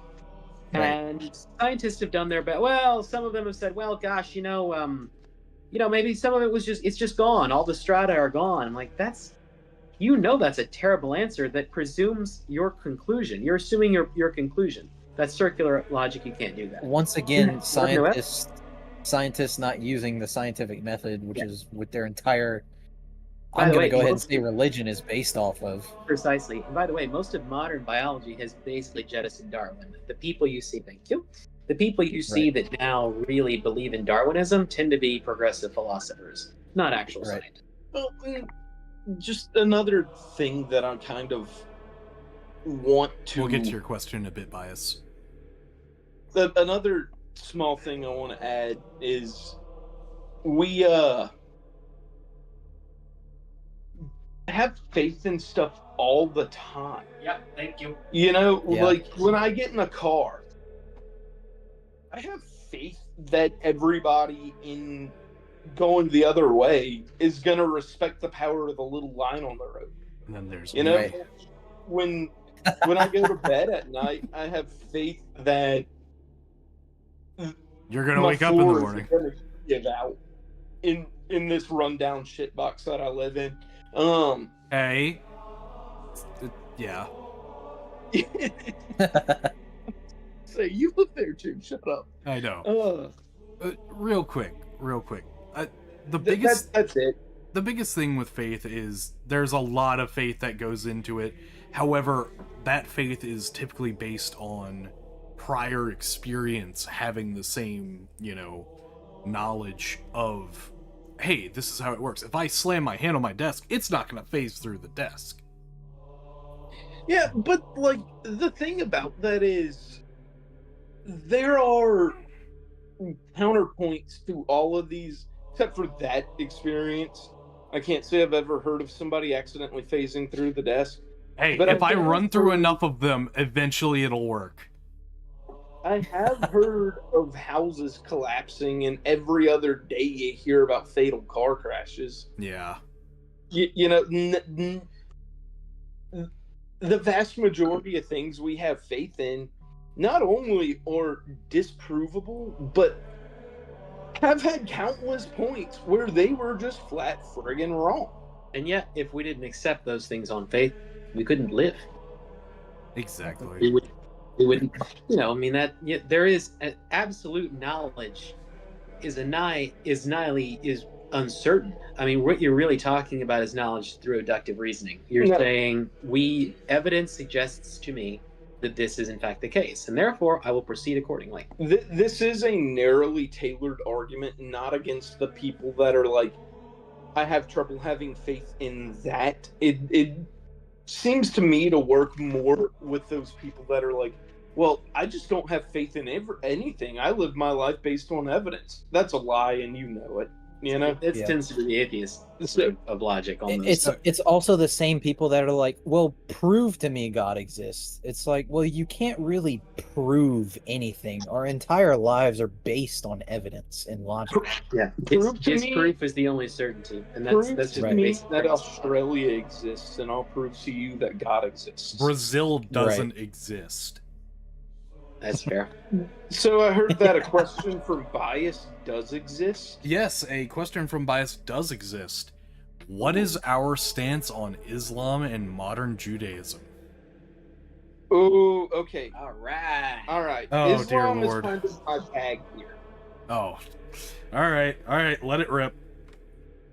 All right. So, in Paul's epistles, we are warned against false prophets that are going to deny three specific things: the divinity, the death, and the resurrection of Christ.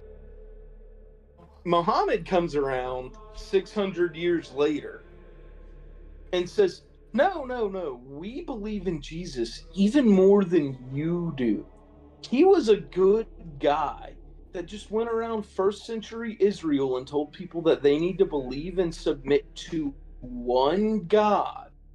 And then those Jews killed him for saying that we should believe and submit to one God. By the way, a thing their entire society was built around, so that doesn't make sense. But he wasn't the Son of God. He wasn't divine. He didn't die on the cross. It was just made to appear that way. So he wasn't divine, but Allah still did a lot of work. Yeah, it wasn't. Save him. Right. He wasn't divine. He didn't die on the cross for our sins, and he wasn't resurrected.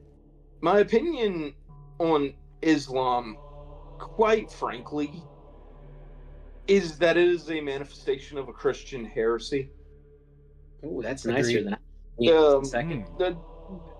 The theological implications of that are not nicer. Oh, dear Lord.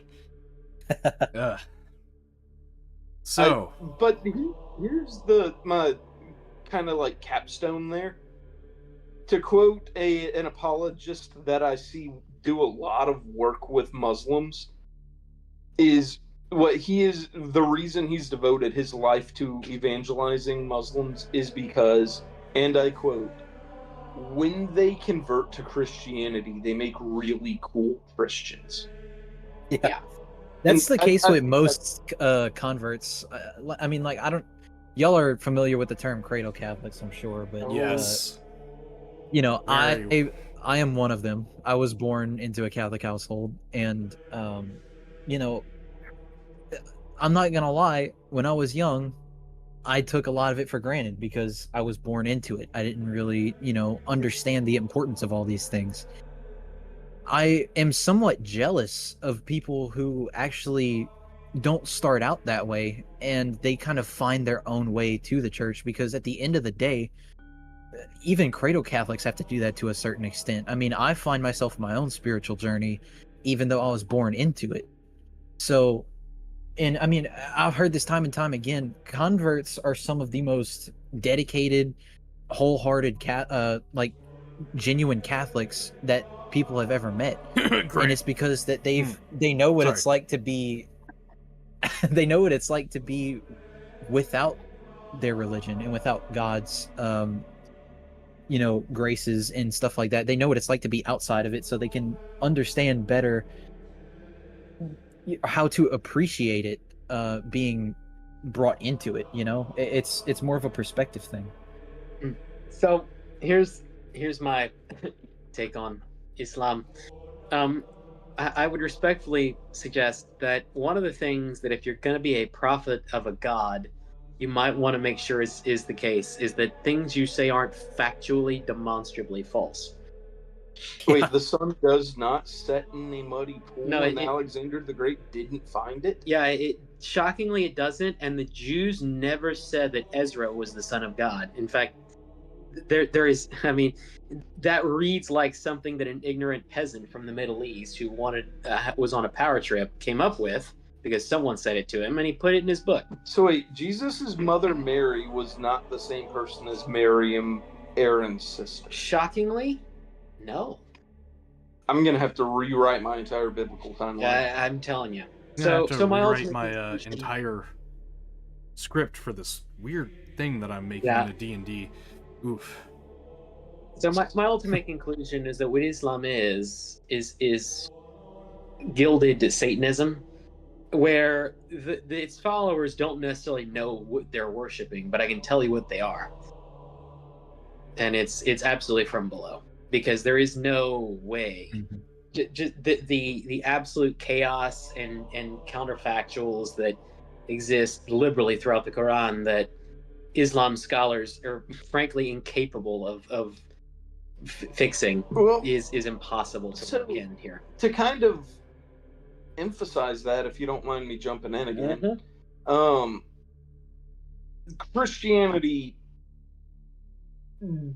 spread entirely through an empire dedicated to eradicating it without raising the blade once. Yes. Islam spread by the sword.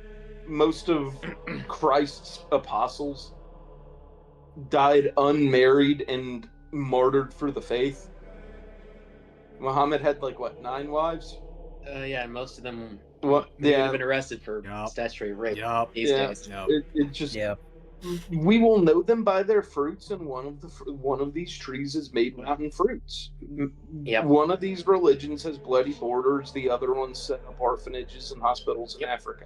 May I also start with modern Judaism? I believe was the other question that we had here. And That's the landmine, the minefield has started. Excellent. So here's the thing. I'm going to start with a term that's some of y'all will probably know, eschatology, which is the study of the end days. Precisely. So there are 3 major branches of this within Christianity: premillennialism, postmillennialism, and amillennialism, or amillennialism, however you want to say it. And without getting into the specifics, we Catholics and the early Protestant reformers, if I can call them that, were either amillennial or, in their case, postmillennial. And one of the things that is common to both of those belief sets is that, as a matter of covenant, the Jewish covenant has come and gone. The covenant now exists within the Christian church. Right. What does that mean? That's why you hear people say that they are not God's chosen people anymore. Correct. The chosen people are the ones who have chosen to follow Christ. The church now is God's chosen people now. Correct. So that's what that means for us Catholics as it relates to the Jews. But that's all that it means. And what I see a lot now is almost let's run the other way and start demonizing where I don't think demonization is warranted or explainable. The Jews at this point are people. They're people like any other. They're certainly not uniquely bad. They remain God's first chosen. And I don't think you can discount that there is a, maybe not like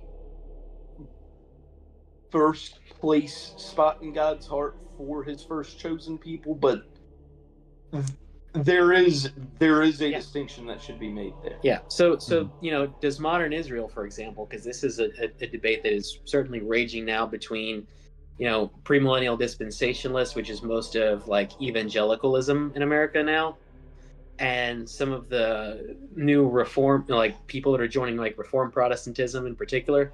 But like, is there a place for modern Israel? Well, as a country, sure. I mean, is there? I would say, as a Catholic, they're not significant to the end times. But I would say that they're just the nation state at this point. What I find disturbing about people that hold that view is they support Israel as an ends to ushering in the end of days. They're not looking at Israel as a nation full of people with souls that needs to be treated with the dignity of the children of God and, aided and converted, but as kind of pawns in a chess game meant to bring back Jesus. Yeah. Which I find it disturbing to look at a nation and go, oh, yes, pawns in my spiritual chess game. Yeah. Inherently anti-Christian. But but again, I just caution, again, penduluming the other way and sort of demonizing where that's not appropriate. I think we treat Israel like we treat any other country. Are they, what is it that they stand for? Certainly as Americans, are they somehow, are they beneficial to our ends? And as Grant said, they're also people with souls. I also am finding that we are all conflating here Judaism with the people of Israel right now. Well, that's an important distinction to make. Regrettably, though, it's a distinction that I see made less and less now. The thing about Israel is it was founded as a secular nation for the ethnic Jews. It has surprisingly little to do with modern Jewish practice. Let's fun little quiz here. How many people on this stream know how many practicing Jewish prime ministers Israel has had since its founding? 2? I'm gonna guess 0. Landon? I'm gonna say 1 or 2. The answer is 1. Yeah, and 1. That All one right, was okay. Naphtali. The one in question is Naphtali Bennett, who was an absolute disaster for the few years he was in office. As far as modern Judaism, the rabbinic Judaism started popping up post rise of Christianity and post destruction of the temple. So a lot of the way I see their practice now is regrettably formed as a way to deal with the fact that the place their religion was revolved around no longer exists, and we can't take the Christian tact because we don't want to be the people that we think have left us. I mean, here's my thing with the modern Judaism is look at what they're teaching. You know, in their Talmud, they're saying that Jesus Christ is in hell boiling in a pot of shit and semen. I don't know about you guys, but that does not sound Christian at all. You know, That is- that sounds very anti-God in my opinion. Yeah. So it's not even a question to say. I mean, of course, these people aren't God's chosen people. I mean, why would they? If they were His chosen people, still, don't you think He would be?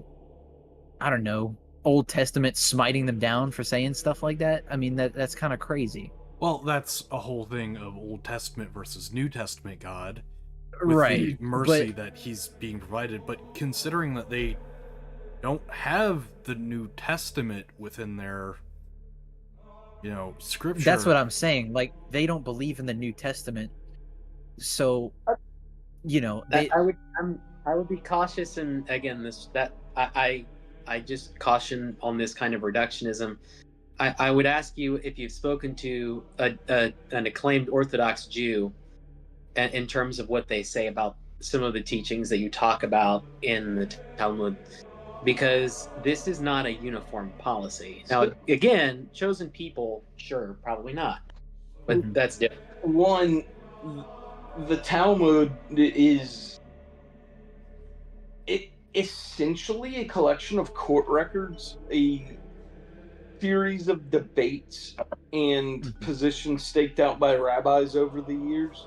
Now, what that means is it's not inherently universally accepted Jewish dogma that Jesus is in hell in either one of those pots.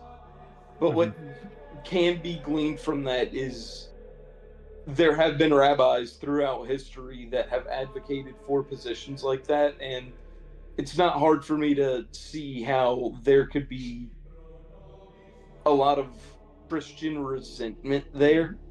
Yeah, right. I think an idea that you broached there that I think is quite dangerous is I don't think God's going to treat people differently based on the revelations they have accepted. Like, Yeah, I don't think he's just going to ignore Buddhists because they don't believe in Yahweh. You know what I mean?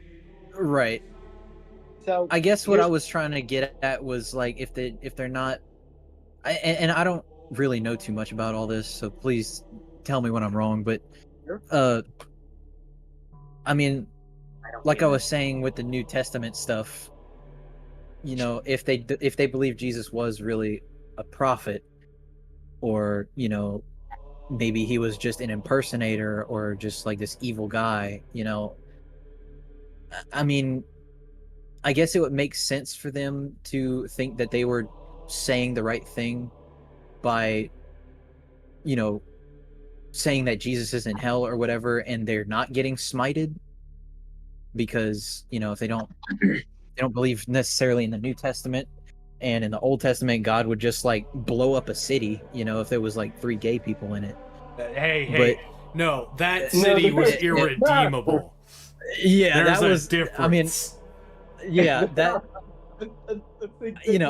find 10 good people. You can't. Yeah, right. That's that came across wrong. My bad. Hyperbole is very rough. Yeah, but yeah, I don't know. I feel like they would cling to more of the Mosaic tradition if that was the case. Like if they really didn't believe that Jesus was the Messiah, When you say Mosaic tradition, what do you mean by that in particular? Like more of the laws of Moses and stuff. I feel like they would cling more to that and less of like this modern Judaism that they have going around these days. Well, that's why you have to be careful how you bifurcate that, I think. Well, there is also a huge difference between rabbinic Judaism as well. Right. Yes. See, I'm not really sure where all that split off, so I can't really I'm not very knowledgeable on that. I'm still kind of dipping my toes into that area, but fair. What really did in their whole system was the destruction of the temple. Right. They just had no system in place for. What if the And temple what's was funny- destroyed?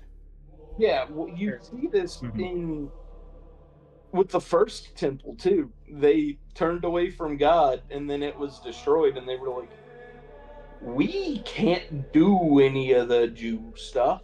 Not like they were good at doing the Jew stuff before, but Yeah, but Right. because the place we do all the stuff is gone, Right.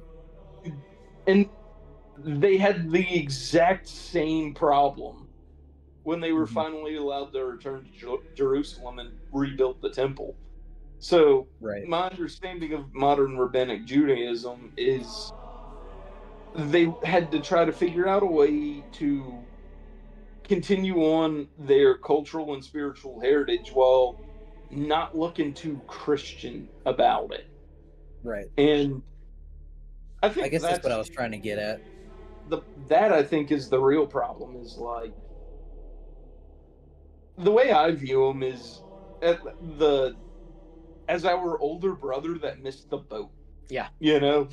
Yeah. and Yeah. for understandable reasons, I think. I mean, one of the things that I think some of us probably would get hung up on is, if we were back then in 33 AD, actually, I'll just say it like this. Landon, you'll know this, and Grant, you will too.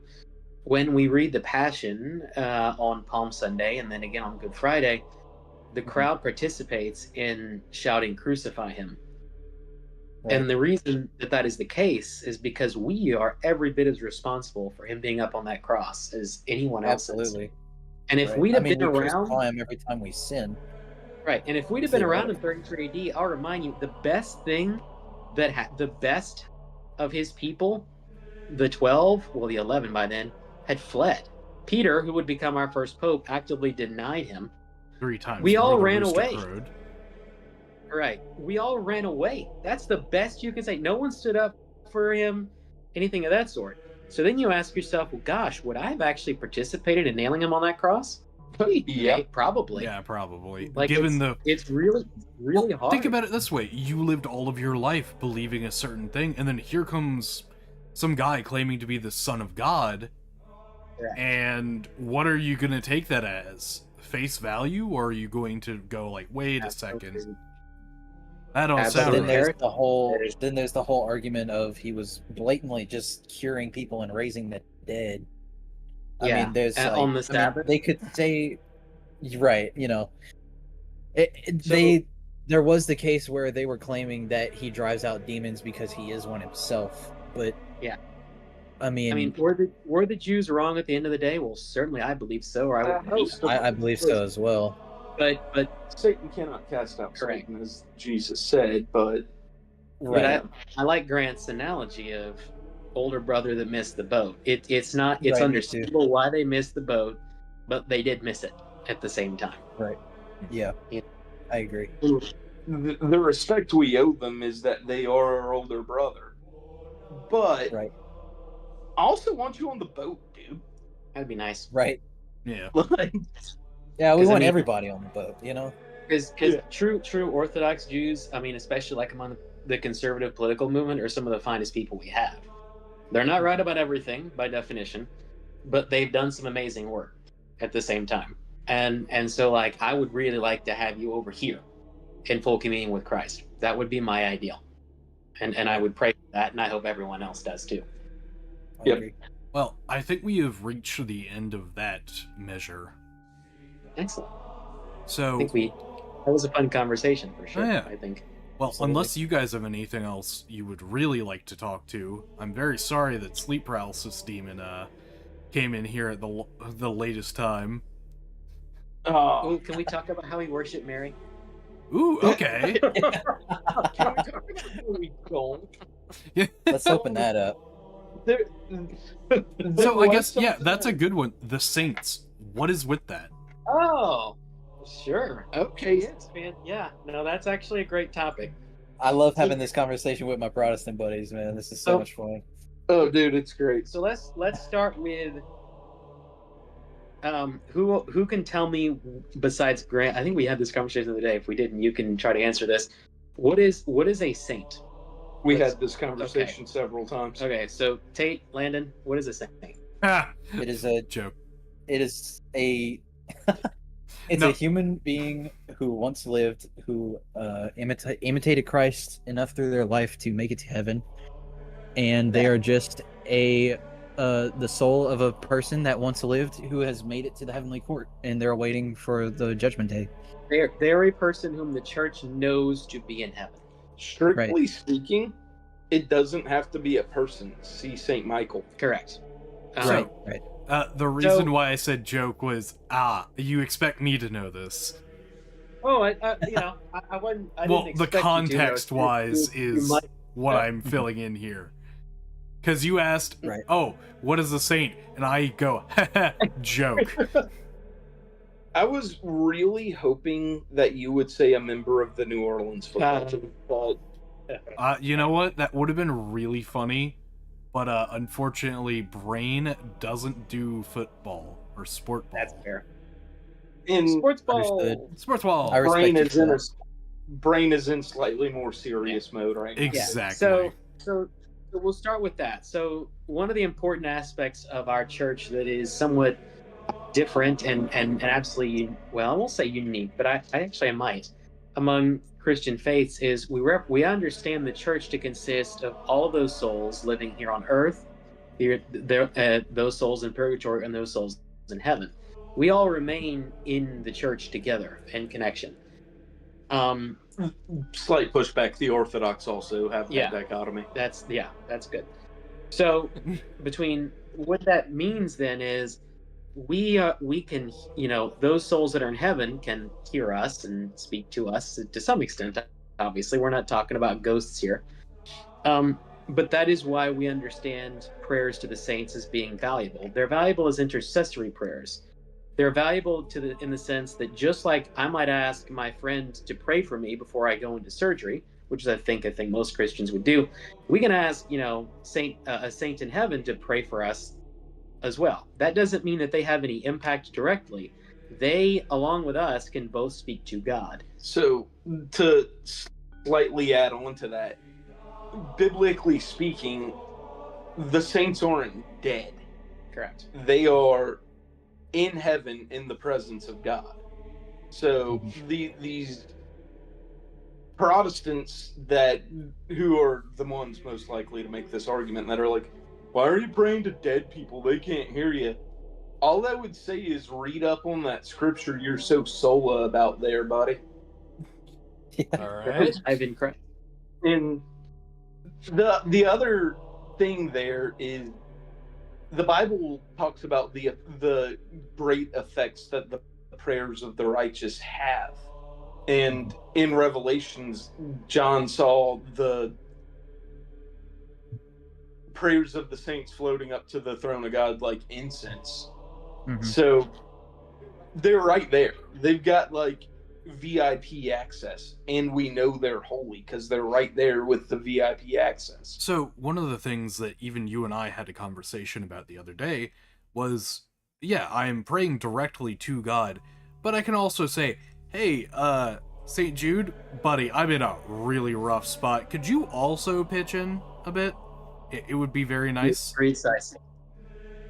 It's almost like a spirit summon in Elden Ring, you know? I am loath to make that connection in this context. Sure.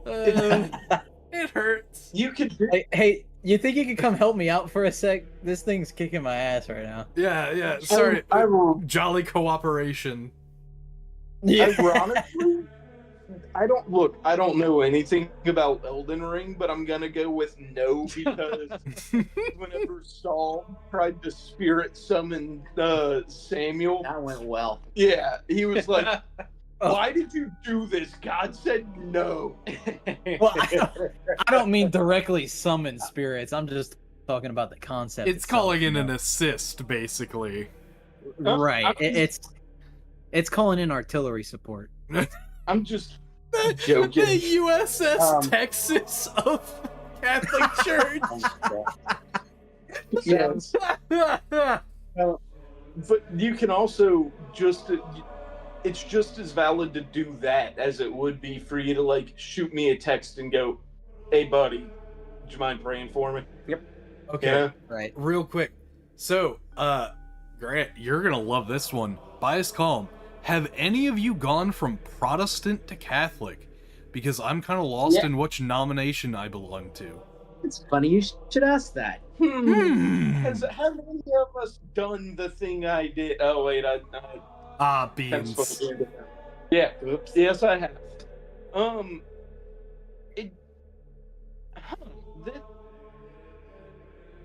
The thing about that is, so it took me a really long time. My mom was Catholic. My dad was Methodist. Both of them, my mom, I think, was not given the best education as to the thoughts and life of the church. So she always had some pretty negative views of it. My dad had some run-ins with some priests that probably didn't explain a couple things as much as they should have. So he also felt unfairly sidelined, which weirdly enough, as I've learned more about the faith, I think it was fair, and if it was explained to him, he probably would have too. Anyway, they raised me non-denominational, and it took years of, learning about and experiencing the Catholic Church and finding people that lived out their faith more than as a, badge of honor that made them better than others to actually see what a Catholic life was like to get here. Well, so quite I a guess lot my of question... really quickly. And one of the biggest things that prevented you from getting into the Catholic faith were people telling you, yeah, you don't belong with us, or what is the exact phrase? The thing that did the most damage to me was a bunch of kids on our local college campus that were really excited to get to evangelize a Protestant called the Protestants the severed arm of the body of Christ. And they said, quote, I mean, yeah, they're there, but they don't really do much. And that's just the kind of arrogance that you have heard about. A lot of zeal, very little experience. And they're crapping on a bunch of people that I know that are earnestly trying their best to follow Christ, and it didn't help them. See you later, sleep paralysis demon. Sorry. Later, buddy. I guess my question there, Bias, would be, where do you feel like you belong? And I think this might end up needing to be a slightly more in-depth private conversation, but is there anything in particular that I might be able to help you out with? Because really all I could say is after some in-depth study, I found the Catholic Church to be true. What was the original question exactly? Has any of us converted? Yeah. And he said because he's trying to figure out what denomination he belongs to. Bias Calm says in the chat, I'm raised non-denominational as well. I still go to it just because. Is that it meaning that you don't really believe the ideas that are being presented to you there? Or is that just because it's the only thing I know? That's a pretty big distinction. There are a lot of questions there, I think. And, the first one obviously is, do you believe in God? Do you believe in, and then after that, do you believe in Christ? And there are a lot of things where we'd have to have a more in-depth conversation to figure that out. I'm going to assume that because he said he's trying to find the denomination he belongs in, the answer to all the basic ones is yes. I would assume so too. What? But I wouldn't want to make, no assumptions until I have more opportunity to speak, obviously. My question, I guess, would be, what makes you feel like the non-denominational church you were raised in isn't where you're meant to be?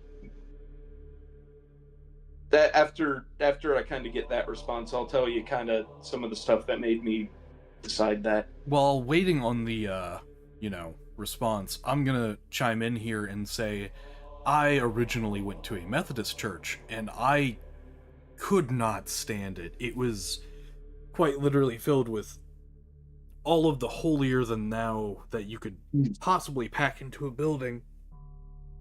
And I realized that the socialite aspect was not what I went with. I could not stand the socialite aspect of being in a church. It's still one of the biggest things that prevents me from going to church. Are you talking about like the Jehovah's Witness, like going to people's doors type evangelization? No, I mean as in after every service, it was everyone had to talk to everyone, otherwise you were ostracized. I So, see.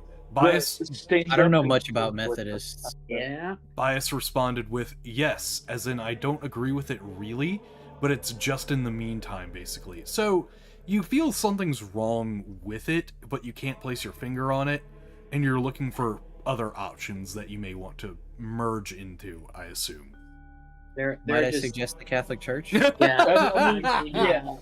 But in all seriousness, there are just so many nuanced questions to be answered where, the question of which church should you go to, even in the Catholic faith, which part church of you it. go to is completely different each my one. goodness. The socialite aspect of any church is, you mentioned the Methodists, but I'll defend my Methodist brothers for a second and say, we got plenty of those over here too. Oh, yes. I mean, that is one of the prices of having to do business with humans, and it's unfortunately what we have to do. So, Hayden, the beauty of the Catholic Church, though, is that like it doesn't matter what kind of people you're hanging around at said church. The actual Catholic practice is the same across the board. So if you don't like the congregation at this church, you could try another church, and it's the same dogma getting practiced over there, and it's just a different crowd. I've experienced it myself. I went to a church and I could not stand the people there, so I just went to a different one, and it's the same Catholic mass every time, and you have the option to choose your environment. I think that's beautiful. I'm not gonna lie, I think if I went to a less like show the love of Christ to others type church, my first go around as a Catholic, I still probably would be wondering, What was you had a question for me, Grant? Oh yeah. How many masses does our church have for like Sunday mass? We have 4 Sunday masses. Do you have a preference? Oh yeah. Which one? Not the 5:30. Yeah. So like, even that is something I find great about the Catholic Church is even at the same church, you've got plenty of options. Yeah. In the crowd and the presentation of the liturgy. Yeah. We'll have a much more ecumenical conversation about the Tridentine Mass versus the Novus Ordo on another day. We'll do that once I've been to my first. I've got extensive experience in both, so perfect. Well, real quick, Bias says, and it's rehashing what we were saying, the church is just the church, right? The church that you go to is just that. It's a big piece of, or it's not a piece of the bigger puzzle? Okay, I'm interested to see what you mean by this. Is this an answer to what I was asking earlier? What do you find lacking in the non-denominational? That might be it.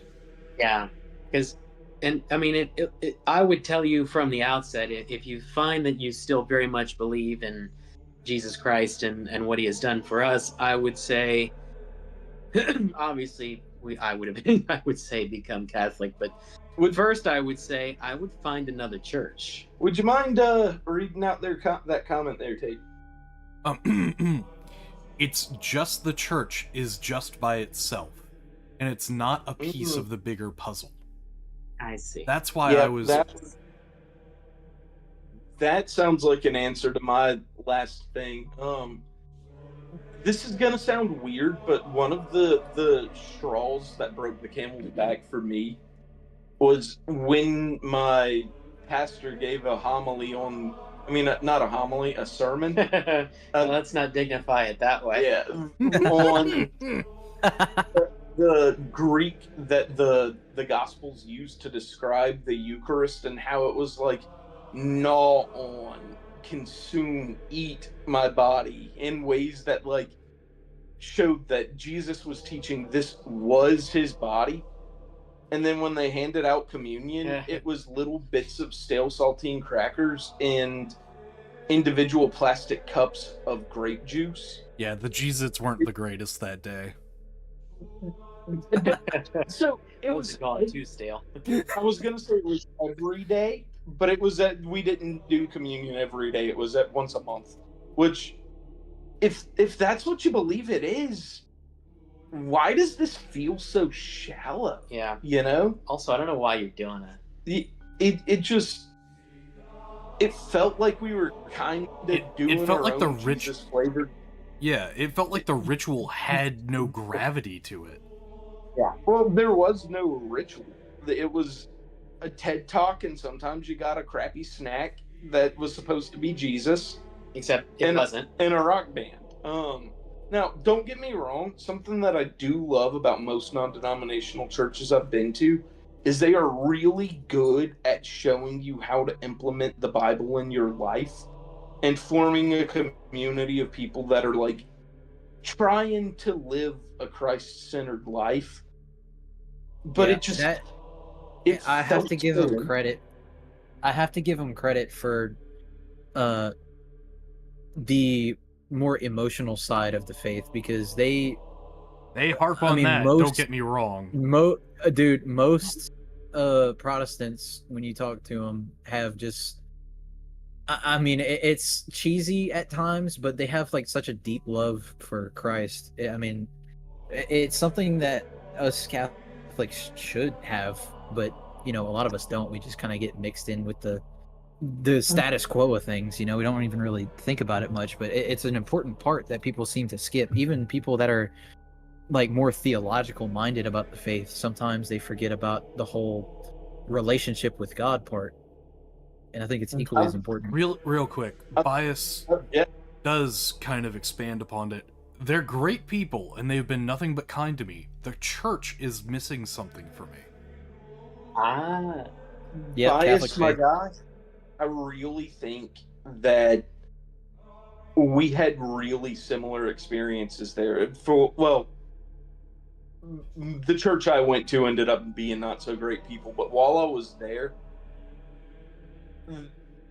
or some of the people ended up not being good people, but while I was there, the thing that I just kind of was missing was the structure. It felt like something I did for me and not something I did for God. But yeah, I would never discount that they were good people, and I feel that, man. I really do. For me, it was always that it felt like church didn't have the reverence, or honestly, like I said gravity earlier, and that's one of the best ways that I could say it. Nothing felt like it was weighty enough for what it was supposed to be, right? I mean, if you have a rock band during a service, I mean, how are you supposed to take that seriously? I Hi, can't. over here.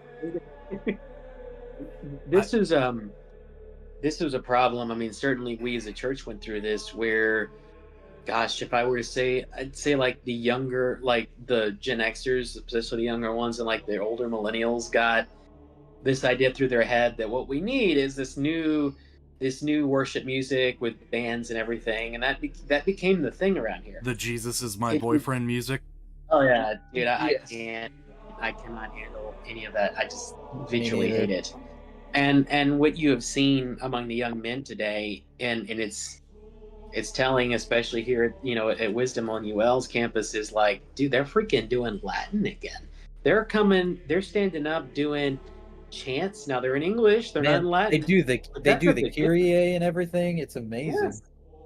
Because they want that too. They understand that we did all this, and in doing so, we have absolutely drifted away.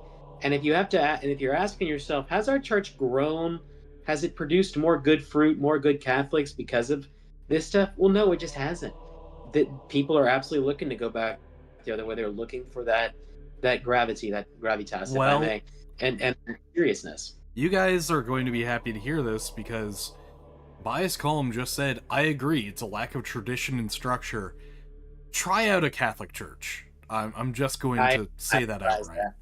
Just go see what it's about, man. The more you dig, the more you'll be convinced, I promise you. And honestly, staying in the Discord, staying in streams, and especially the Fireside Chats, because I plan on rehashing this multiple times over, you'll get to learn a lot more. Mostly because the people I know are very well versed.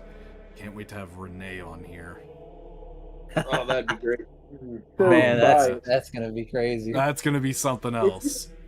That's gonna be funny. If you're cool with it, I'll send you a couple videos that kind of go through the movements of the mass and explain like why means. Things are going on and what's gonna happen. And if you ever like just want to talk or have any questions, feel free to hit me up, and I'll do what I can. Yeah. Well, all I would warn, just as a quick side note before I sign off, there is such a thing as two extremes. I mean, it's very good to embrace tradition, but there are some people, a lot of people know them as the rad trads, like the overly traditional people who are, like, in my opinion, the most stuck-up, scrupulous people you will ever meet in your life. But it is good to find a middle ground. You don't want a rock band during the service, but you also don't want to be a stuck-up jackass, that thinks that, that they can do no people wrong. Actively away from the church. Away from the church, and I've witnessed that myself. So trust me, find the middle ground. You have to find the middle ground. Don't get me wrong, the tradition is good, but at the end of the day, it's to worship God. If you start worshiping the tradition, you got it out of whack. You got idolatry Exactly. right there. Exactly. I think, yeah. I mean, when Pope Francis came out, what you saw was because and the first thing I'm going to say is, if you look at the amount of doctrine within the church that changed in the last 12 years, the answer to that is zero. I think that's important to keep in mind. What happened though was our last pope really wasn't a big fan of tradition and tried to jettison a lot of that. Mm-hmm. The super trads really reacted very violently to that. Right. And we're like, what we're seeing, we used to be able to tolerate this because they still respected us, even if they didn't do it. But now Rome seems actively opposed to it, and so they really swung hard. I am cautiously optimistic with this new pontificate with Leo, and clearly some more interest in tradition, that some of that's going to settle down a little bit. And I certainly agree. Hope so. I'm very hopeful for that, because I hate to see my traditional communities get overrun with narcissists. Mm-hmm. Yeah, and people that are out there, like, literally, if you have the option between the Novus Ordo and nothing, choose the nothing. And I think you've gone too far there. That's a little too far. The Novus Ordo is absolutely still a valid mass, and you are still obligated to go. You should aim for, but if all you got is the Novus Ordo, go with that. It's still a mass, as you say. I think that's a mistake. I would also encourage to try out a traditional Latin mass as well. Okay, because it is very beautiful. I have only been to one, and it was in Ireland. It was still my favorite mass to this day. Yeah, it's beautiful. They have one at 12 o'clock noon in St. Martinville. Yeah, right now we're talking about that. St. Martin de Tours. So, I actually went to church there today, so you guys might see me there. I just want to point out that the not confirmed guy on the call has been to more Latin masses than two confirmed guys. Get wrecked, nerds. But Bias Column does say, thanks everyone. It's been a thing that's been weighing on my heart for about 2-ish years. And I'm happy. Dude, this is what I wanted Fireside Chats to be. I want it to be This a is great. direct communication with the people on my channel about serious topics that weigh on their mind. Absolutely. I'm really glad that this is what this is turning out to be, and Bias, What a man, blessing. I feel blessed to be able to help you out with this in any way possible, man. I'll be Absolutely, praying for me as well. All We'll three be of us praying on for this you over call here. have to do so however possible, for sure. Make that 4, thank you very much. There's 3 Catholics on this call. Ah, there And we then- go. Yeah. And then, whatever the hell I am.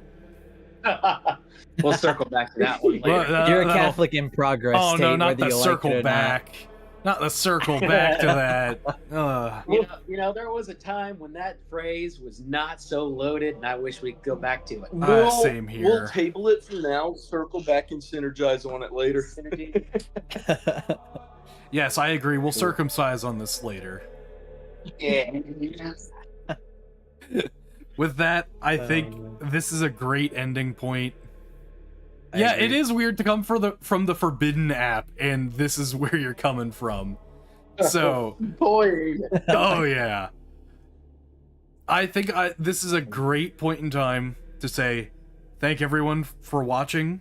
Thanks everybody for even watching the VOD if you are actually doing so. But I think this is a good stopping point here, honestly. I agree. Yeah. I think so, So, too. Very good discussion. I'm going to stay around for a little bit. You guys can leave whenever you would like. But Cool. I'll stay around a bit to say goodbye. Tate, thanks so much for having me on, man. This No is great. problem. Dude, I hope to have you on the channel a bit more, especially doing the dichotomy between memes and stuff like this. That'd be great. That'd be great. Perfect. Cool. And thank you, Hayden, for joining us. As well, so it's fantastic. Yeah, Oh, yeah. it was nice to meet you guys. Same to you, man. And y'all have a good night, guys. All Yes, right. sir. Y'all too. Good night, everyone. Peace out. A-Town down. Alright, I'll stay a bit. It was good seeing you here, Bias, and I know you were really looking forward to this, so I'm happy that it kinda, gave you what you needed.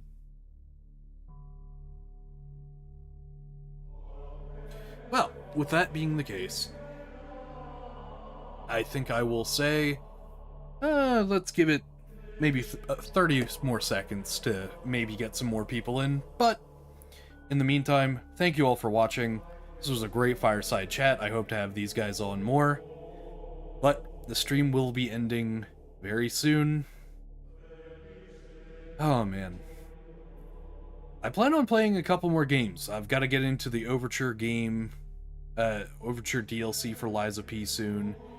But once that's over, I think I'm going hard into Monster Hunter Generations Ultimate. Good night, Bias. Great seeing you here, man. And once Monster Hunter Generations is up online, I think I'll do Mondays as a community day for everyone. So, that'll work out. Alright. That being said, stream will end in 3, 2, 1. Good night, everyone. Have a wonderful day.